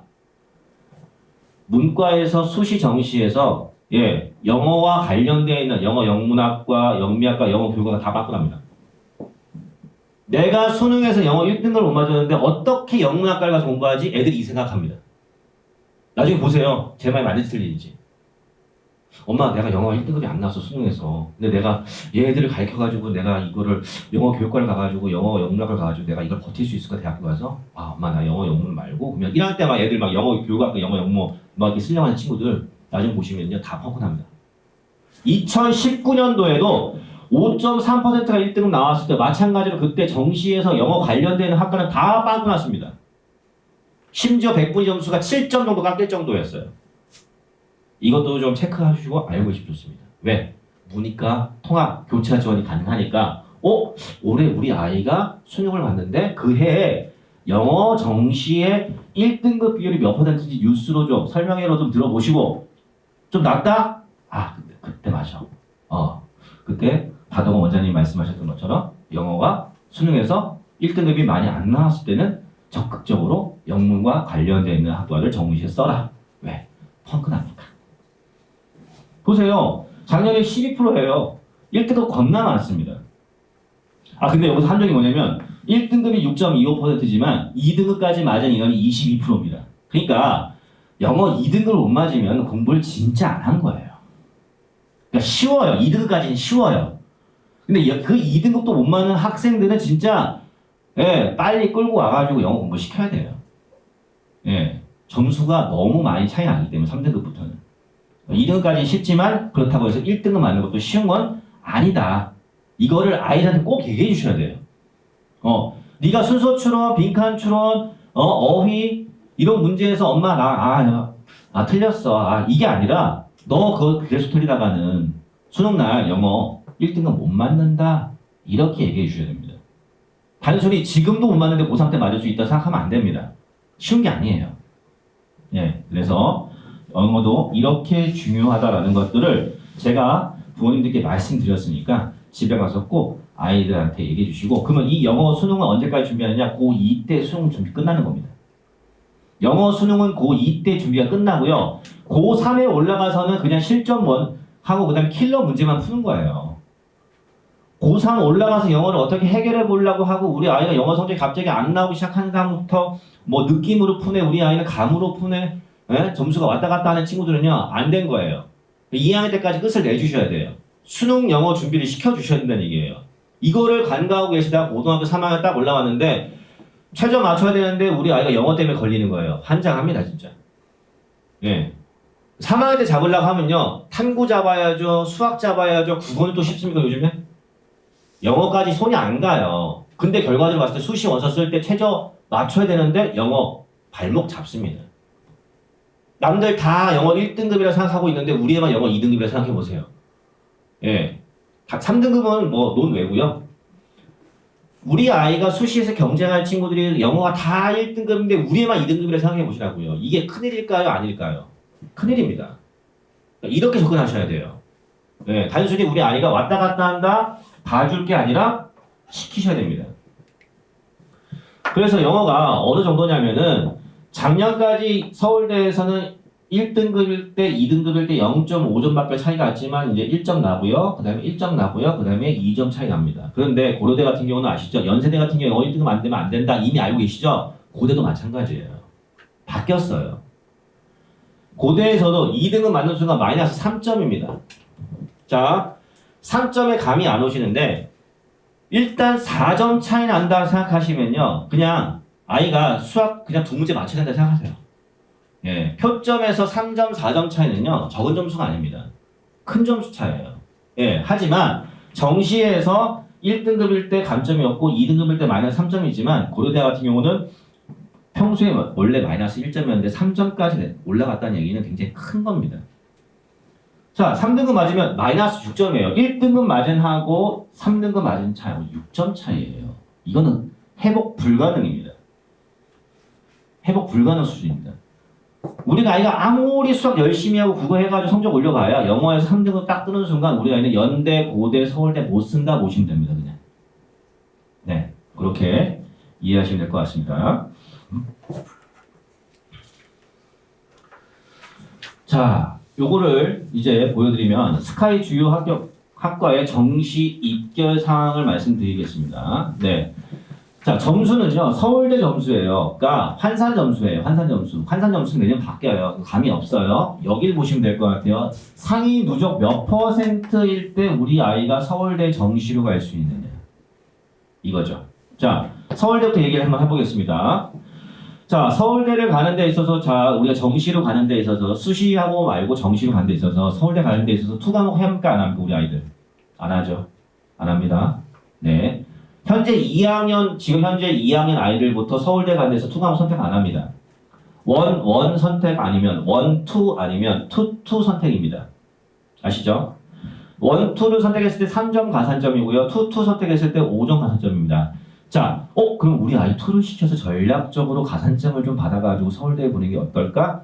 죄송하지만 그 3점 다른 과목에서 받으세요. 그냥 원 과목 만점 맞히는 게 훨씬 더 빠릅니다. 예, 그냥 국어 한 문제 더 맞으면 돼요. 2점짜리. 예, 투를 한다는 거는 물리 기준으로 봤을 때 작년 투 만점자가 전국에 여학생 2명입니다. 만점자가 전국에. 그런 과목이에요. 예. 우리 여학생들 같은 경우는 뭐 이제 물리 선택 잘 안 하고 화생지 중에 선택을 하죠. 남학생들은 예, 물화생지 골고루 선택을 하는데 투 과목은요 다른 얘기입니다. 제가 작년에 서울대 의대 정시 원서 쓰는데 투 때문에 머리 아파 죽는 줄 알았습니다. 자, 서울대 의대를 쓰는 데 있어서 가장 빠른 방법 중에 하나가 투 과목은 작년 같은 기준으로 G2 선택입니다. G2. 6월 달에 G2로 바꿔도 1등급 나올 수 있는 과목이 G2예요. 예. 그런데 나올 수 있다 하지만 나오는 거 쉽지는 않죠. 예. G2를 하다 보니까 원 과목이 떨어져요. 예. 그러니까 아이들한테 공부하는 데서 부담이 굉장히 많이 됩니다. 그래서 투 과목을 선택해서 우리가 가산점을 받겠다 이 생각보다는 그냥 원 하세요. 예. 지금 현재 가장 많은 선택 과목은 G1이고요. 그 다음에 생원입니다. 그 다음에 화원이고요. 물원 선택을 가장 많이 안 합니다. 그런데 이게 바뀌어요. 바뀔 거예요. 올해부터 바뀔 거예요. 왜 바뀌느냐? 현재 2학년 아이들이 서울대 입시를 하는 데 있어서 물원과 화원을 선택해야 서울대 의대를 갈 수 있고요. 서울대 자연과학대 공대 중에서 전화기 중에서 화를 뺀 전자공학하고 기계공학 같은 경우는 물원 또는 화원이 의무 선택입니다. 네. 그러니까 서울대를 선택하는 데 있어서 물리원이나 화원을 무조건 선택하면 내 점수가 몇 점 나올지 모르지만 전 학과에 지원이 가능해져요. 근데 물리 1하고 화 1을 선택하지 않는 순간 제한적으로 바뀝니다. 과 선택 자체가 나중에. 그러니까 꼭 물리 1이나 화 1을 선택하시는 게 굉장히 좋습니다. 자, 그럼 다시 역순으로 갈게요. 3학년 때 수능에서 물리 1이나 화 1을 해야 돼요. 그러면 내신에서 당연히 물리 1과 화 1을 선택해 주는 게 굉장히 유리하겠죠. 왜? 보인고등학교의 2학년 물리, 화학에서 시험 문제는 어디서 나옵니까? 수능 특강과 기출문제, 평가원 문제에서 나옵니다. 2학년 때 하고 있는 내신은 수능의 기본 과정이에요. 그렇게 내신을 잘 받으면 3학년 올라갔을 때 수능 선택했을 때 굉장히 유리하겠죠. 그죠? 그러면 2학년 때 우리가 물리하고 화학을 선택해야 된다는 얘기는 무슨 얘기입니까? 1학년 겨울방학에 적어도 물리하고 화학 선행학습이 끝나줘야 된다는 얘기예요. 이거를 잊어버리시고 그냥 수학 그냥 우리 아이 선행학습 잘하고 있구나, 수원수도 열심히 하고 있구나, 이걸로 끝이 아니란 얘기예요. 이과 선택하시는 어머님들은 1학년 겨울방학 이전에 그러면 물리하고 화학을 동시에 할 수 있느냐? 교과과정 아시죠? 1학년 물리 뭐 나옵니까? 첫 번째 중간고사에 역학 나옵니다. 제일 힘들어하는 역학 나와요. 심지어 화학 1단원 뭐 나옵니까? 화학식 양 나옵니다. 킬러 문제 나옵니다. 이걸 동시에 겨울방학 때 해결한다? 근데 수원수투도 해야 되는데 심지어 아까 전에 오재호 선생님이 기하도 해라 하시는데 애들 머리 터져 죽습니다. 언제 하셨어야 돼요? 원래는 여름방학 때 물리나 화학 하나 하셔 끝나주셨어야 돼요. 원래. 그래서 대치동 아이들은 중학교 3학년 때 11월부터 기말고사 끝나는 시점부터 물리 화학을 무조건 시작합니다. 그래서 1학년 여름방학에 생물 유전을 해요. 그리고 1학년 겨울방학 때 물, 화, 생 중에 두 과목의 심화학습을 합니다. 그러고 나서 2학년 내신을 들어가요. 비교가 안 되는 거예요. 경쟁이 안 돼요. 이미 2번 하고 올라온 애들하고 그냥 쫄래쫄래 와가지고 내신이니까 그냥 보이고 내신하자. 물화생지 중에 선택 과목 해가지고 2과목 할게요. 3과목 할게요. 보인고에 그렇게 준비하는 어머니들 있습니다. 배세고도 있고요. 예, 대치동까지 넘어오셔가지고 힘들게 넘어오셔가지고 라이더 하셔가지고 막 거의 오시면 않다면 팡팡거리고 맨날 시끄럽고 저 머리가 아파요 진짜 저도. 왜 그렇게 하느냐? 그 경쟁에서 아이들이 진짜 좋은 출발점을 가질 수 있기 때문에 그렇게 어머니들이 시키고 있는 겁니다. 네, 제가 오늘 진짜 오셨을 때 1시간이라는 시간 동안 제가 드릴 수 있는 말 중에 가장 중요한 말인 것 같아요. 3학년 때 그런 입시 제도를 선택하기 위해서 2학년 때 내신 자체를 그렇게 선택을 해야 됩니다. 근데 그 2학년 내신을 잘 준비하기 위해서는 이미 적어도 1학년 겨울방학에는 그런 선택을 해 주셔야 되는 거라는 얘기예요. 네. 그래서 제가 처음에 물어봤잖아요. 진로 선택 과목 선택하셨습니까? 의대를 가고 싶어요? 약대를 가고 싶어요? 치대를 가고 싶어요? 물리 선택 또는 화학 선택, 진로 선택 과목에서 일반 과목 선택 무조건 하셔야 됩니다. 애가 물리가 어렵다라고 해가지고 안 하겠다라고 했을 때 받을 수 있는 불이익이 나중에 너무 커요. 화학도 마찬가지고요. 지구과학은요, 지구과학 관련 학과에 갈 친구들이 내신 선택을 했을 때만 가능한 거지 그 외에는 불이익은 없습니다. 지구과학은. 근데 우리 아이가 물리를 너무 못해요. 그럼 화생지를 해야 될 것 같아요. 그때는 어쩔 수 없어요. 예, 물리와 관련되어 있는 과만 제외한 나머지 과로 수시의 전공 접근성을 맞춰주셔야 되는 거예요. 네. 하지만 물리를 할 수 있다라고 생각하시면 적극적으로 좀 물리를 하셔서 2학년 때 내신을 잘 하고 3학년 때도 물리 또는 화학을 수능에서 꼭 선택할 수 있도록. 그래서 추천하는 조합은 물리, 화학, 생물 또는 안 되면 화학이라도 꼭 넣어줘야 된다는 얘기죠. 화, 생, 지로도 가야 된다는 얘기예요. 물, 화, 생 또는 화생지로 2학년 내신 과목을 세팅을 해주셔야 된다는 얘기예요. 진로 선택하고 일반 선택하실 때. 그 다음에 진로 선택 과목 선택하실 때 심화학습, 수시에서 좋은 전공 접근성을 받고 싶으면요. 요즘에 자소서 안 씁니다 이제. 그럴 때 어머니들이 우리 아이 보인고등학교에서 우리 아이가 전공 접합성을 나타낼 수 있는 선택이 뭘까? 첫 번째 내신 성적이고요. 두 번째 심화 과목의 수강 여부입니다. 심화 수학을 들었다. 아니면 물화생에서 투과목을 들었다. 이게 전공 접합성을 나타내는 척도예요. 다른 게 아닙니다. 이제 나타낼 방법이 없어요. 그래서 교과 선택에서 진로 선택 과목에서 쉬운 과목을 선택하는 게 아니라 전공 심화할 수 있는 과목들을 선택해야 됩니다. 절대평가예요. 40명 이하가 되면 1등급이 없어요. 그런데 절대평가는 그거 상관없습니다. A, B, C예요. 인원수가 적어도 많아도 상관없습니다. 어차피 학교에서는 A를 주기 위해서 전략적으로 시험을 시게 될 겁니다. 많은 아이들 A를 주기 위해서 문제를 내요. 알려줘요. 그러니까 일반 선택 과목에서는 40명 이하 되는 과목을 선택하면 안 된다? 맞습니다. 근데 절대평가를 하고 있는 전공 심화 과목 같은 경우는 A, B, C로 나누는 절대평가 과목 같은 경우는 2과목 선택해 주시고요. 심화 과목 선택해 주셔야 됩니다. 그래야 우리 아이가 앞에서 얘기했듯이 작년 보인고 선배들이 좋은 결과를 냈던 것처럼 같은 좋은 결과를 2년 뒤에도 낼 수가 있는 겁니다. 고교 선택의 블라인드가 보인고가 티가 날까 안 날까요? 납니다. 작년에 이 좋은 결과가 나타난 이 학교를 대학교 입학사정관이 모를까요? 알고 있습니다. 전교생 수만 보면 알고 있습니다. 그 다음에 기하를 언제 배우는지, 확통을 언제 배우는지, 미적을 언제 배우는지, 그 다음에 학교별로 이 고교 선택에 대해서 티를 냅니다. 어떤 과목에서요? 이수 단위에서요. 대치동의 A 여고 같은 경우는요, 2학년 집중 이수 과목이 확통이고요, 1학기 때. 2학기 때 미적입니다. 그리고 화학을 6단위 넣습니다. 원래 과학은 4단위예요.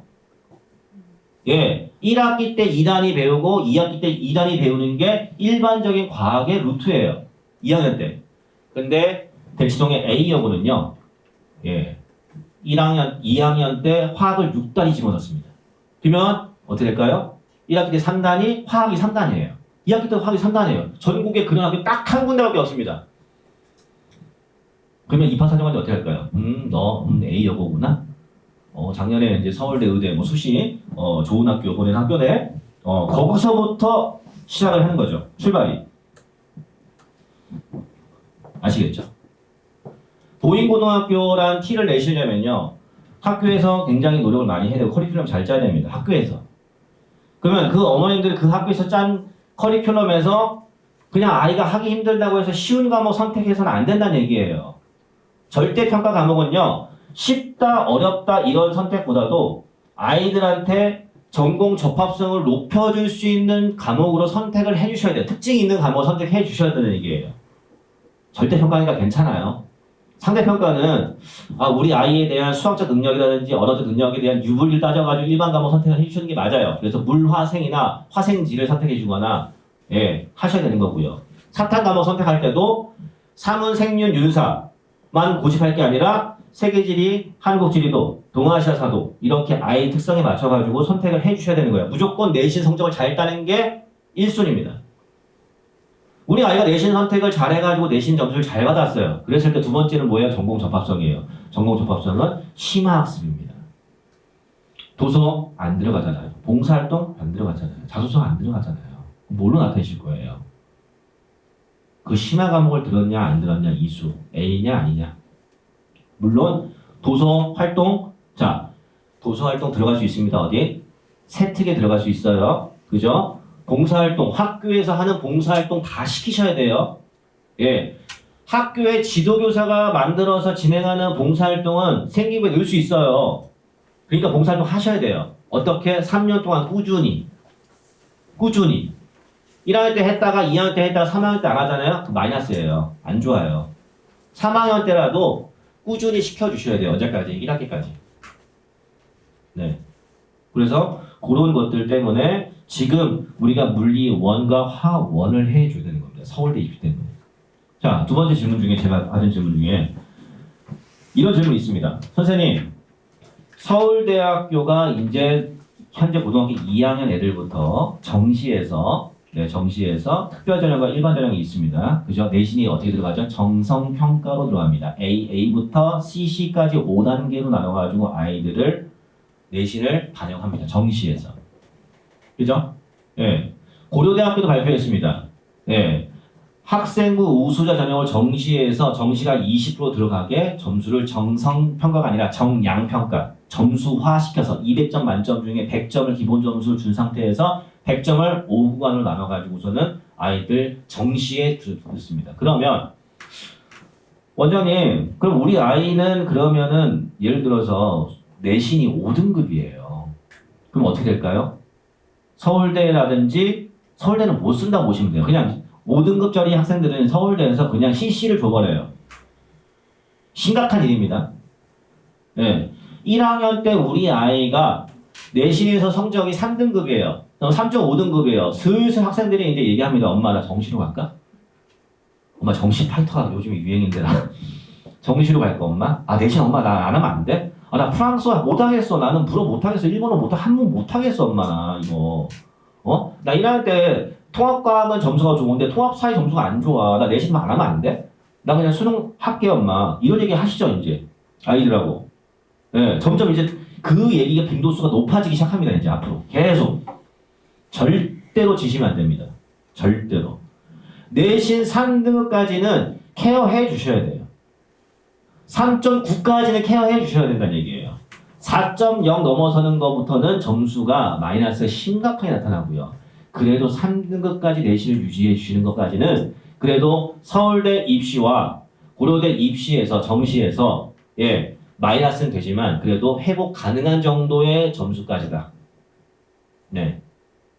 4등급 되는 순간부터 마이너스 11점 먹습니다. 예. 물론 고려대 정시가 한 가지 방법이 있는 건 아니에요.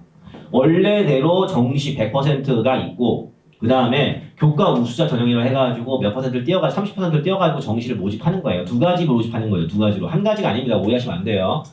고려대 정시는 두 가지로 모집하는 거예요. 근데 그 중에서 내신이 들어간 전형이 있다.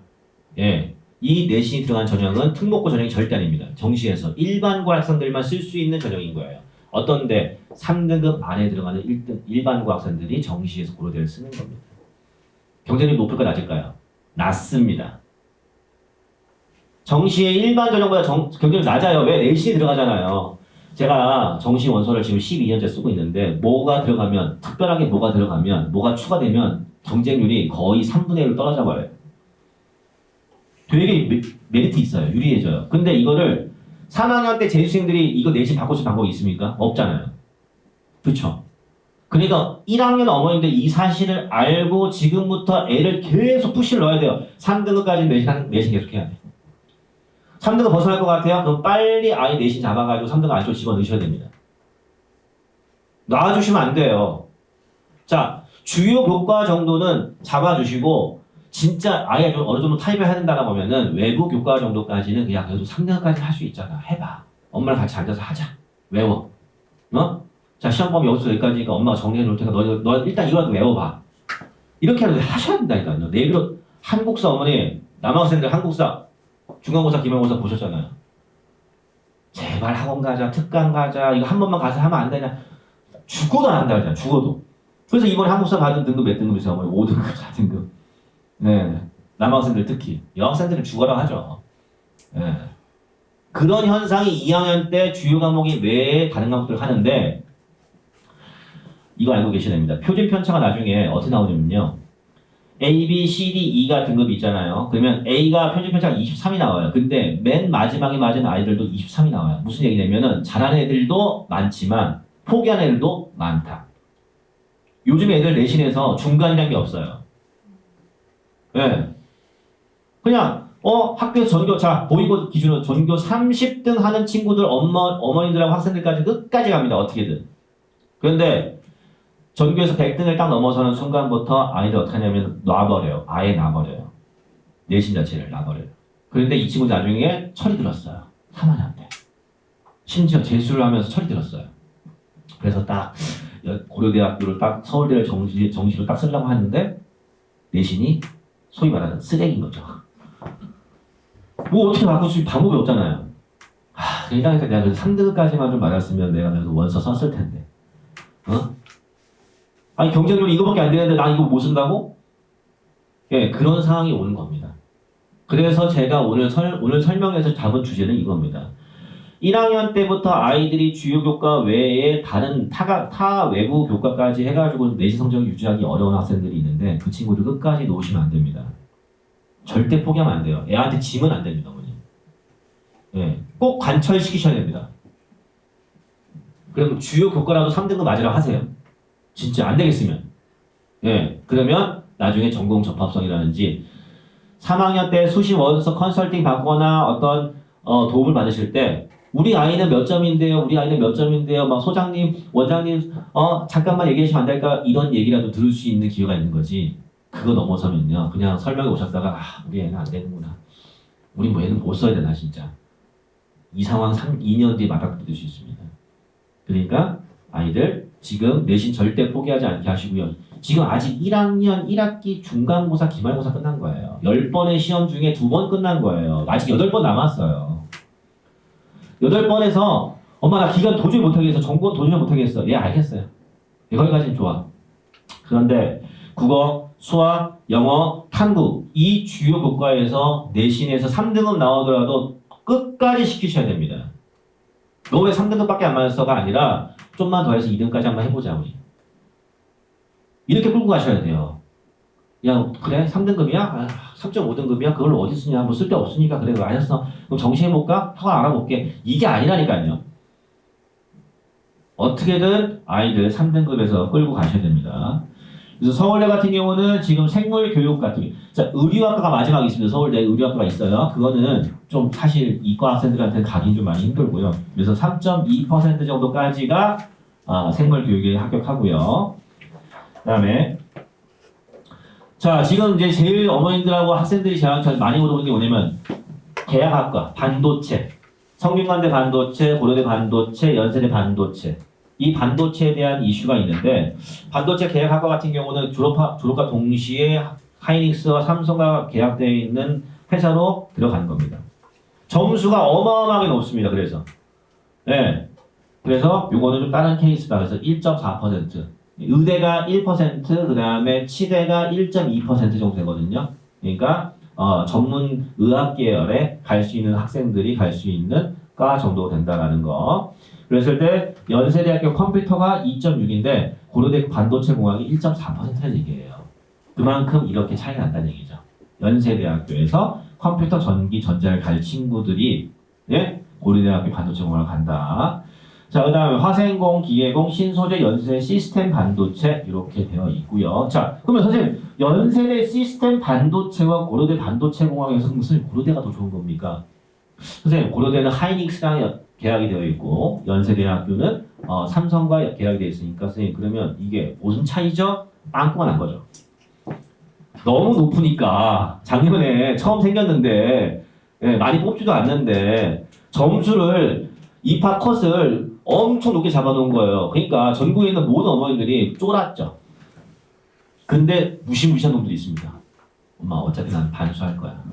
내년 재수할 거야. 엄마 원서 넣을게. 아들아 원서비 8만 원밖에 안 하는데 늦자. 예. 그래서 넣었더니 덜컥 합격을 해버린 거죠. 예. 이게 정시에서 벌어집니다. 하나 더 말씀드리면 서울대 컴퓨터공학 점수가 제일 낮습니다. 2년 연속. 왜? 너무 높아서. 너무 높아서 마지막에 들어간 운이 좋은 그 친구는요. 들어간 거죠. 근데 허무맹랑한 점수 들어간 거 아닙니다. 서울대학교의 중간 정도로 들어갈 수 있는 친구들하고 그 다음에 마지막에 생명 시스템 그 다음에 조경학과 좀 갈 수 있는 친구들이 썼는데 붙은 거예요. 서울대를 갈 수 있는 친구들이 붙은 거예요. 서강대를 갈 친구들이 서울대 컴공을 써가지고 붙은 게 아닙니다. 서울대 안에서 그렇게 움직였다라는 거. 그래서 대략적으로 우리 아이가 가고 싶어하는 학교와 과에서 누적 100분위가 이 정도 된다는 거 한번 보여드렸고요. 마찬가지로 고려대학교의 누적 100분위 3.4 기계공학과 그 다음에 4.2% 컴퓨터 고려대 컴퓨터 빵꾸 난 겁니다. 작년에. 그래서 요거 보시고 아들아 우리 4% 맞으면 고려대 컴공 갈 수 있으니까 열심히 해볼까? 이게 아닙니다. 정상적인 점수 아니에요. 작년 결과를 그냥 제가 보여드린 거예요. 자, 그 다음에 문과에서 서울대 자유전공과 경영학과 경제학을 가려면 문과에서 0.5%, 0.7% 정도까지 맞아야 갈 수 있습니다. 서울대는. 그 다음에 정치, 외교학, 심리학 이렇게 작년에 이렇게 순서대로. 그러니까 제가 이걸 보여드린 건 뭐냐면 개념을 한번 잡으셔야 된다는 얘기예요.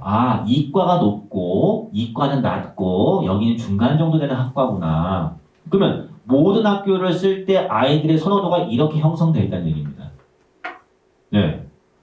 그냥 우리 아이가 소비자학과 국어 교육 가고 싶어. 그러면 무조건 점수가 높다, 낮다 이거 기준이 없으시는데 요거 점수 보시면 서울대 기준으로 이렇게 인기 순서라고 보시면 됩니다. 이렇게 인기 순서. 네. 지금 나와 있는 0.5%, 0.7% 이건 2년 뒤의 얘기고요. 예, 아직 뭐 우리는 잘 모르니까. 하지만 그래도 우리 아이가 전공 적성, 전공도 뭐 하고 싶은데, 뭐 하고 싶은데? 그럼 과는 이런 것들이 있으니까 너 여기서 한번 골라봐봐 그러면. 어머니도 사실 대학교에 과 다 외우는 거 아니잖아요. 애들은 더 몰라요. 그냥 애들한테 요즘 넌 꿈이 뭐니? 나는 없는데. 나는 유튜버. 뭐 이런 거 아니잖아. 이건 아니잖아요. 네. 그래서 이렇게 순서가 되어 있다라는 거. 연세대학교의 응용통계학, 경영학, 경제학, 행정학 이렇게 되어 있고요. 응용통계학 같은 경우에 여학생들이 엄청 좋아해서 문과에서 고려대학교 경영학, 통계학. 자, 문과 기준으로 했을 때 서울대, 연대, 고대 순서는 어떻게 부정할 수가 없습니다. 문과에서는. 네. 서연고가 확실하게 되어 있어요. 문과는 그렇습니다. 물론 이제 고대 학생들 들으면 되게 싫어하죠. 발끈하죠. 하지만 점수는 이렇다. 자, 그 다음에 이과 좀 보겠습니다. 이과에서 지금 서강대 같은 경우는 화생공, 전자공, 컴공, 기계공 순서고요. 성대에서는 반도체가 제일 위고요. 소프트, 전자전기, 글바메, 글로벌 바이오, 메디컬입니다. 네. 컴퓨터 교육, 건설환경, 경영, 인문. 자, 성균관대의 인문이 지금 어느 정도의 위치에 있느냐? 이과 맨 밑에 바로 밑에 있습니다. 예, 그러니까 문과의 기준을 잡을 때 이렇게 잡으시면 되고 성대 나군에서 공학계열이 여기 있는데 글로벌 리더, 그 다음에 글로벌 경영, 글경이죠, 글경. 예, 문과애들 많이 쓰는 글경. 글경이 지금 이 정도이구나. 제가 그러면 이걸 왜 보여드리느냐? 문과와 이과를 교차 지원할 때 이 순서는 알고 계셔야 된다는 얘기죠. 이과 학생이 자 보세요. 이과 학생 중에서 내가 건설 환경을 쓸 수 있는 친구가 성균관대 글경을 쓸 수 있습니다. 맞죠? 그러면 이 친구 연대 경영 쓸 수 있는 겁니다. 연대 경영 쓰고요. 성대 글경 쓰는 게 문과의 원서, 가군, 나군의 조합입니다. 네, 성대가 미치지 않고서 연대를 같은 가군에 있지는 않겠죠? 그죠? 네. 그러니까 문이과 교차 지원을 할 때 자, 문과가 어느 위치에 있어? 그럼 이과에서 어느 위치에 있어? 우리 아이가 지금 건설 환경에 해당할 수 있어? 그러면 연대까지 쓸 수 있다 생각하시면 됩니다. 이건 당연히 묻고요. 예. 네. 감이 오시죠? 이게 문이과 교차 지원이고요, 요즘에. 어디까지 올라갈 수 있는가? 거기까지 올라갈 수 있습니다. 네. 더 쉽게 말씀드리면요. 여기 보시면 돼요. 경희대학교의 정보 디스플레이가 지금 3년 연속 가장 탑입니다. 현재 경희대에서. 네. 그다음에 소프트웨어가 있고요. 점수 갭 차이가 굉장히 크죠. 그죠? 그럼 이렇게 생각해 보세요. 만약에 우리 아들이 이과인데 경희대학교의 정보 디스플레이는 안 돼.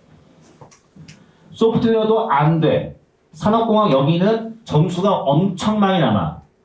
쓰기는 너무 아까워. 근데 좋은 과는 못 써. 어떻게 될 것 같습니까? 교차 지원 해버립니다. 교차 지원 해버립니다. 어디로 가냐?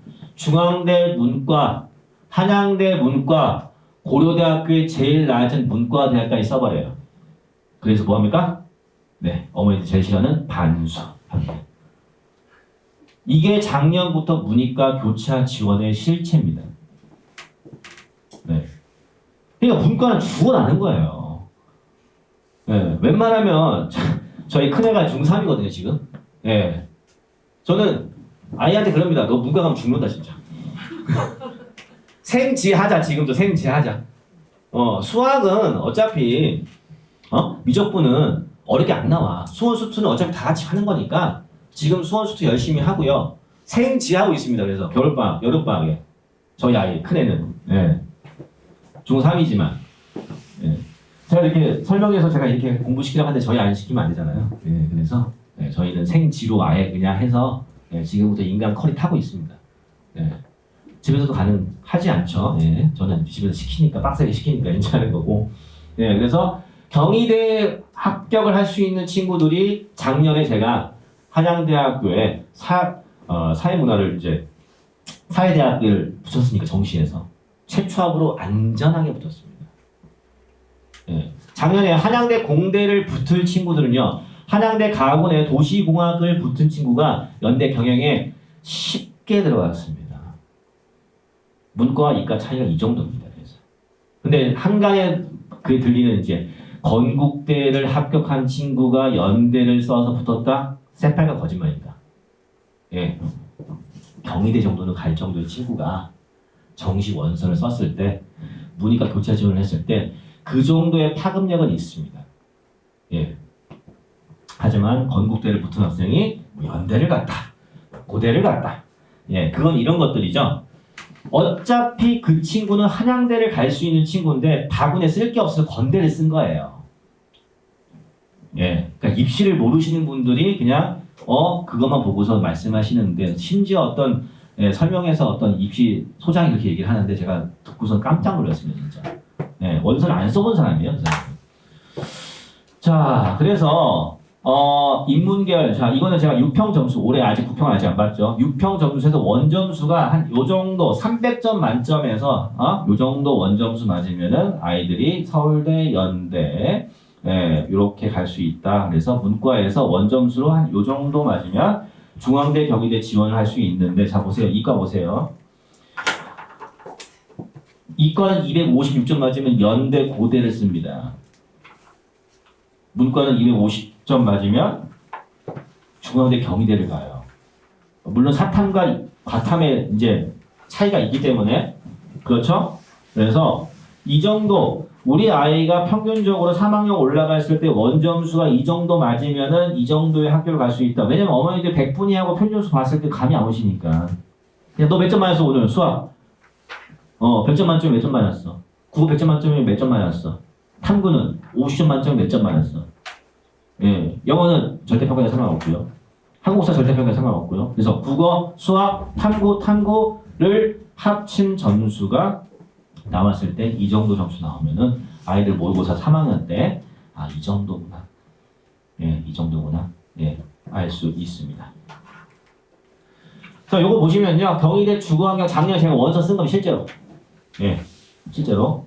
국어 80점. 2등급. 어마어마하죠? 80점이 2등급이에요. 예. 7개 틀린 거예요. 자, 국어 몇 문항이죠? 수능에서 45문항 중에서 7문제 틀리면 국어가 2등급인 거예요. 네. 올해 6평도 마찬가지였습니다. 정말 어려웠습니다. 근데 제가 감히 예상하건데 제가 수능을 원래 워낙 오래 하다 보니까 촉이란 게 있어요. 올해 9평에서 쉽게 나올 것 같습니다. 고3 9평 쉽게 나올 것 같아요. 수능 때 어마어마하게 더 어렵게 나올 것 같아요. 왜 그러냐면은 우리나라에서 수능 평가하는 문제를 출제하는 곳이 총 3군데가 있습니다. 세 시험을 평가하면서 돼요. 첫 번째 수능 내고요. 두 번째 6사, 3사 시험도 평가하면서 냅니다. 네. 경찰대 시험 따로 내다가 이제 같이 내요. 마지막으로 리트, 국어 추론 문제도 평가해서 냅니다. 출제 위원들은요 한정적이에요. 근데 이들이 돌아가면서 문제를 내요. 작년에 국어의 해결지문 내신 분이 올해 리트 23번 문제 내신 분입니다. 어떻게 했냐고요? 글을 읽어봤더니 똑같은데요. 쓰는 게 수능 국어 지문은요 EBS 한 지문 갖고 오고요. 나머지 2지문은요 교수가 들어가서 쓰는 거예요. 어디 갖고 오는 게 아니에요. 잘못 알고 계신 분들이 계시는데, 예. 그러니까 리트 들어보셨죠? 국어에서. 예, 언어 추론 능력입니다. 변호사 시험 본 데 있어서 언어 추론 능력을 봐야 되는데 그 시험 문제를 내는 게 평가원이에요. 근데 그 평가원에 내고 있는 그 사람들이 작년에 수능 문제를 내셨던 분들이고요. 예, 이렇게 돌아가요 맨날. 그래서 리트를 시키는 거예요. 뭐 기출만 보면 된다, 뭐 리트까지 볼 필요 없다, 뭐 필요 많이 하시는데 죄송하지만 그거는 공부를 안 하는 애들의 얘기고요. 공부를 제대로 하는 친구들은요 리트까지 해 주셔야 된다는 얘기죠. 왜? 물론 다 하는 건 아닙니다. 리트에서 선별된 지문만 해야 돼요. 무조건 다 시키면 안 돼요. 갑자기 이제 오늘 설명 듣고서는 아들 앉아봐 하면서 막 저기 의학법전 거기 시험 테스트 들어가서 프린트 해가지고 풀어봐. 못 풀어요. 빵점이에요. 못 풀어요. 풀 수가 없어요. 그게 아니라 그 정도의 수준까지 지금 현재 대치동에서 3학년 대형학원에서 국어 단과 수업을 들으면 그게 들어간다고요. 수업 내용에 선별해서. 왜? 그 선생님들이 바보가 아닌 이상 분석을 했으니까 그게 필요하니까 생각하니까 늦는 겁니다. 근데 우리 아이는요 150명 듣는 그 수업이 저 뒤에 앉아가지고서는 졸고 있어요. 맨 앞에 앉아가지고 애들 막 끄덕이면서 막 1등급 애들은 막 다 만점 맞으려고 그러고 있는데 우리 애는 저 뒤에 앉아가지고서는 저 모니터로 선생님 보이지도 않는데 앉아가지고 있다가 시험 끝나고 나면 이제 수업 끝나고 나면 이제 봉투 하얀색 봉투에다 뭐 담아가지고 이만큼 와가지고서 엄마가 3학년 어머니들 공감하시죠? 예, 큰애가 3학년 어머니들 재수생 어머니들 제 말 뭔지 알 겁니다. 예. 그 상황 안 오려면 1학년 때부터 국어 똑바로 시키셔야 돼요. 방학 때 그냥 수학만 막 시키고 할 때가 아니라 국어를 제대로 읽는 그런 수업들을 하셔야 돼요. 네, 제가 이번 겨울방학에 대치동에 있는 그 선생님을 모셔다가 송파관에 보호자님 소개시켜드리도록 하겠습니다.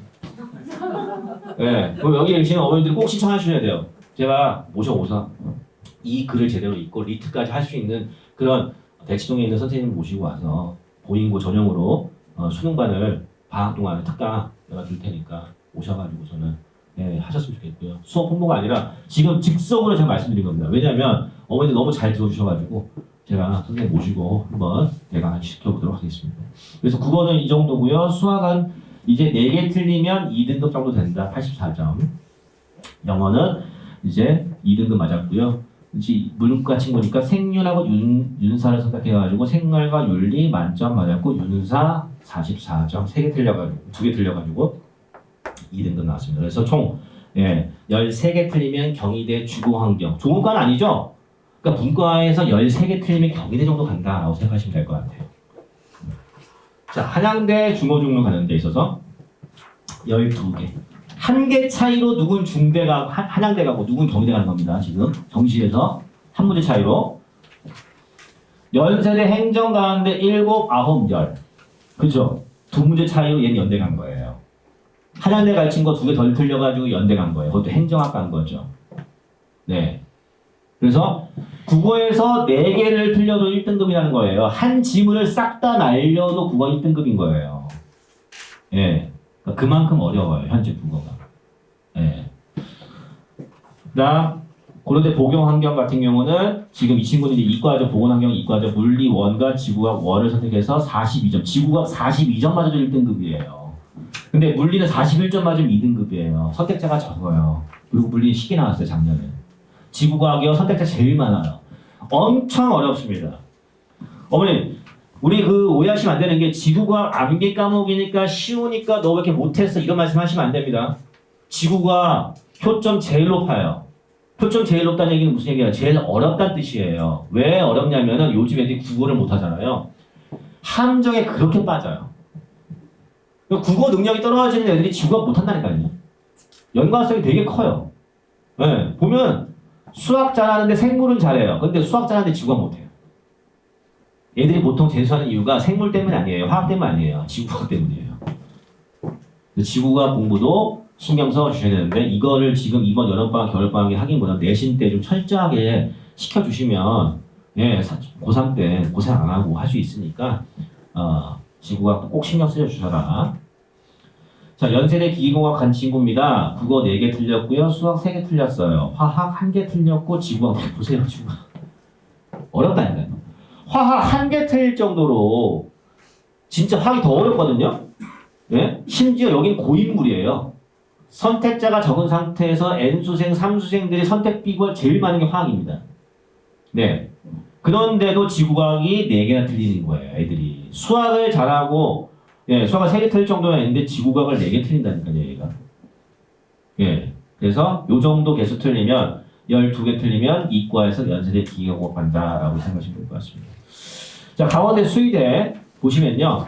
국어 4개 틀리고 수학 2개 틀리고 생명과학 3개 틀리고 지구과학 3개 틀렸어요. 네. 이렇게 해서 총 12개 틀려서 강원대 수의대 갔습니다. 이 정도 틀리면 이 정도 원점수면 그래도 수의대 정도 가는구나. 수의대 간다는 얘기 무슨 얘기죠? 약대도 쓰는구나. 연대 고대 다 쓸 수 있구나. 심지어 이제부터 어디까지 쓸 수 있죠? 서울대까지 쓸 수 있습니다. 투 과목이 없어지니까. 굉장히 큰 거죠.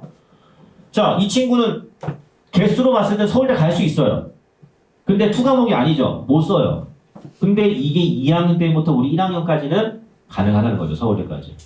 그러면 서울대 점수가 더 올라가겠죠. 그죠? 네. 서울대로 애들이 많이 쓰니까 어떻게 되겠어요? 서울대를 같이 쓰고 있는 낙원 친구들이 있는 학교들은 싹 다 빵빵합니다. 그래서 네, 올해부터. 작년부터. 내년부터. 아무튼 제가 그렇게 그러니까 원서를 그렇게 써요. 이렇게 움직였어. 이런 이슈가 있어. 그래서 애들이 일로 움직일 거야. 그러니까 거기는 빵꾸가 나. 예측하는 거죠. 그래서 네, 이런 것들은 나중에 도움을 제가 한번 드리도록 하겠습니다. 영남대 의대. 자, 의대. 제주생들이 가장 많이 쓰는 의대인데요. 예, 국어 3개 틀리고요. 수학 2개 틀리고 생명과학 3개 틀리고 지구과학 1개 틀려서 총 9개 틀려서 의대 합격했습니다. 9개 틀려서. 제주대 의대는요. 심지어 12개 틀려집니다. 네. 그래서 요 정도 틀리면 의대 가는구나. 이렇게. 물론 이건 이제 바뀝니다. 수능 난이도에 따라 바뀌어요. 이건 작년 제가 실제로 원서 쓴 사례를 보여드린 거니까 참고만 해주셨으면 좋겠습니다. 자, 마지막입니다. 교차 지원. 연세대 경제학과를 합격한 친구들의 실제 가군, 나군, 다군 원서 쓴 거 갖고 왔어요, 제가. 작년에 쓴 거예요. 어떻게 쓰느냐. 자, 연세대 경제학과를 쓰고 가군에, 나군에 한양대 수학과를 쓰고요. 중앙대학교의 창의 ICT. 자, 이 학생은 문과일까요, 이과일까요? 이과. 수학과 쓰고 창의 ICT 공과대를 쓰는데 가군의 연세대 경제를 써서 추가 합격한 친구예요. 이 친구는. 제가 지금 보여드리고 있는 건 다 추가 합격인데 120번으로 추가 합격한 거예요. 이 친구 지금 1등부터 120번 받은 거 성적선으로 봤을 때 실제 원서 접수한 기준입니다. 이건 현재 작년에 이과. 서강대 기계공학 썼어요. 이건 이과. 서울대 지구과학교과 이과. 서울대 전기정보 썼어요. 이과. 서강대 기계 이과. 서강대 경제학과, 연세대 경제학과, 중앙대 소프트 이과. 네. 그 다음에 의료학과 이과. 한의학과니까 이과죠. 그죠? 예.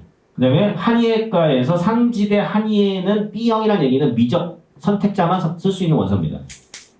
네. 확통 선택자는 A형이고요. 미적 선택자, 기하 선택자는 B형입니다. 이건 당연히 이과죠. 약학과 이과. 죄다 이과. 연세대 경제학과 추가 합격한 학생들을 보니까 다 이과. 다음. 마지막 페이지입니다. 자, 129번 맞은 학생. 자, 연세대 경제학부, 성모대 글로벌 경영학과, 중앙대 경영학과. 자, 네. 오랜만에 만났네요. 문과 학생입니다. 예. 문과. 예. 40명 중에 지금 문과 1명 나왔어요, 지금. 두 번째, 예. 연세대 경제학부, 서울대 영어교육과, 중앙대 경영학과, 문과. 나머지는 다 이과. 이게 현재 교차 지원의 실제 사람입니다. 문과 아이들은요, 최초합이 아니면 추가 합격을 할 방법이 없어요. 물론 연대 경영이라서 영재라서 제가 보여드리고 있지만 이건 고려대도 마찬가지고요. 네. 그러면 어디까지 내려가야 그 문과애들이 안전하게 내 점수대로 쓰느냐? 경희대 정도 가면은 그 밑에는요 다 그냥 문과판입니다. 교차 지원을 할 수가 없어요. 이과 애들이 문과를 쓸 수가 없어요. 왜? 다 밀려 내려와서 거기 모여 있는 거예요, 애들이 문과 애들이. 그러니까 이과 애들이 교차 지원을 할 수 있는 거는 경희대 위에서부터 최상위권 대학까지는 교차 지원이 가능하지만 이과 애들이 문과 아이들은 밑에서 지금 다 이렇게 내려와 있다라는 거. 그래서 작년 경영, 경제, 연세대, 고려대학교 점수가 100분위 점수로 크게 9점부터 13점까지가 내려가게 된 겁니다. 이 교차전 때문에. 네. 근데 얘네들이 갈까요, 안 갈까요? 연세대 경제. 고민합니다. 원광대 한의학과하고 연세대 경제학과를 무슨 고민하겠죠. 그죠? 이거 그냥 한의학과 가서 그냥 한의사 될까? 근데 연세대 경제학부를 나오면 CPA를 준비하거나 아니면 또 취업을 준비해야 되는데 그냥 졸업해서 그냥 한의과 가서 한의사 하는 게 낫지 않아? 부모님 입장에서는 사실은 공진단 만들고 이제 홍삼 팔고 하는 게 물론 쉬운 일은 아니지만 그래도 네, 제가 한 가지만 더 말씀드릴까요?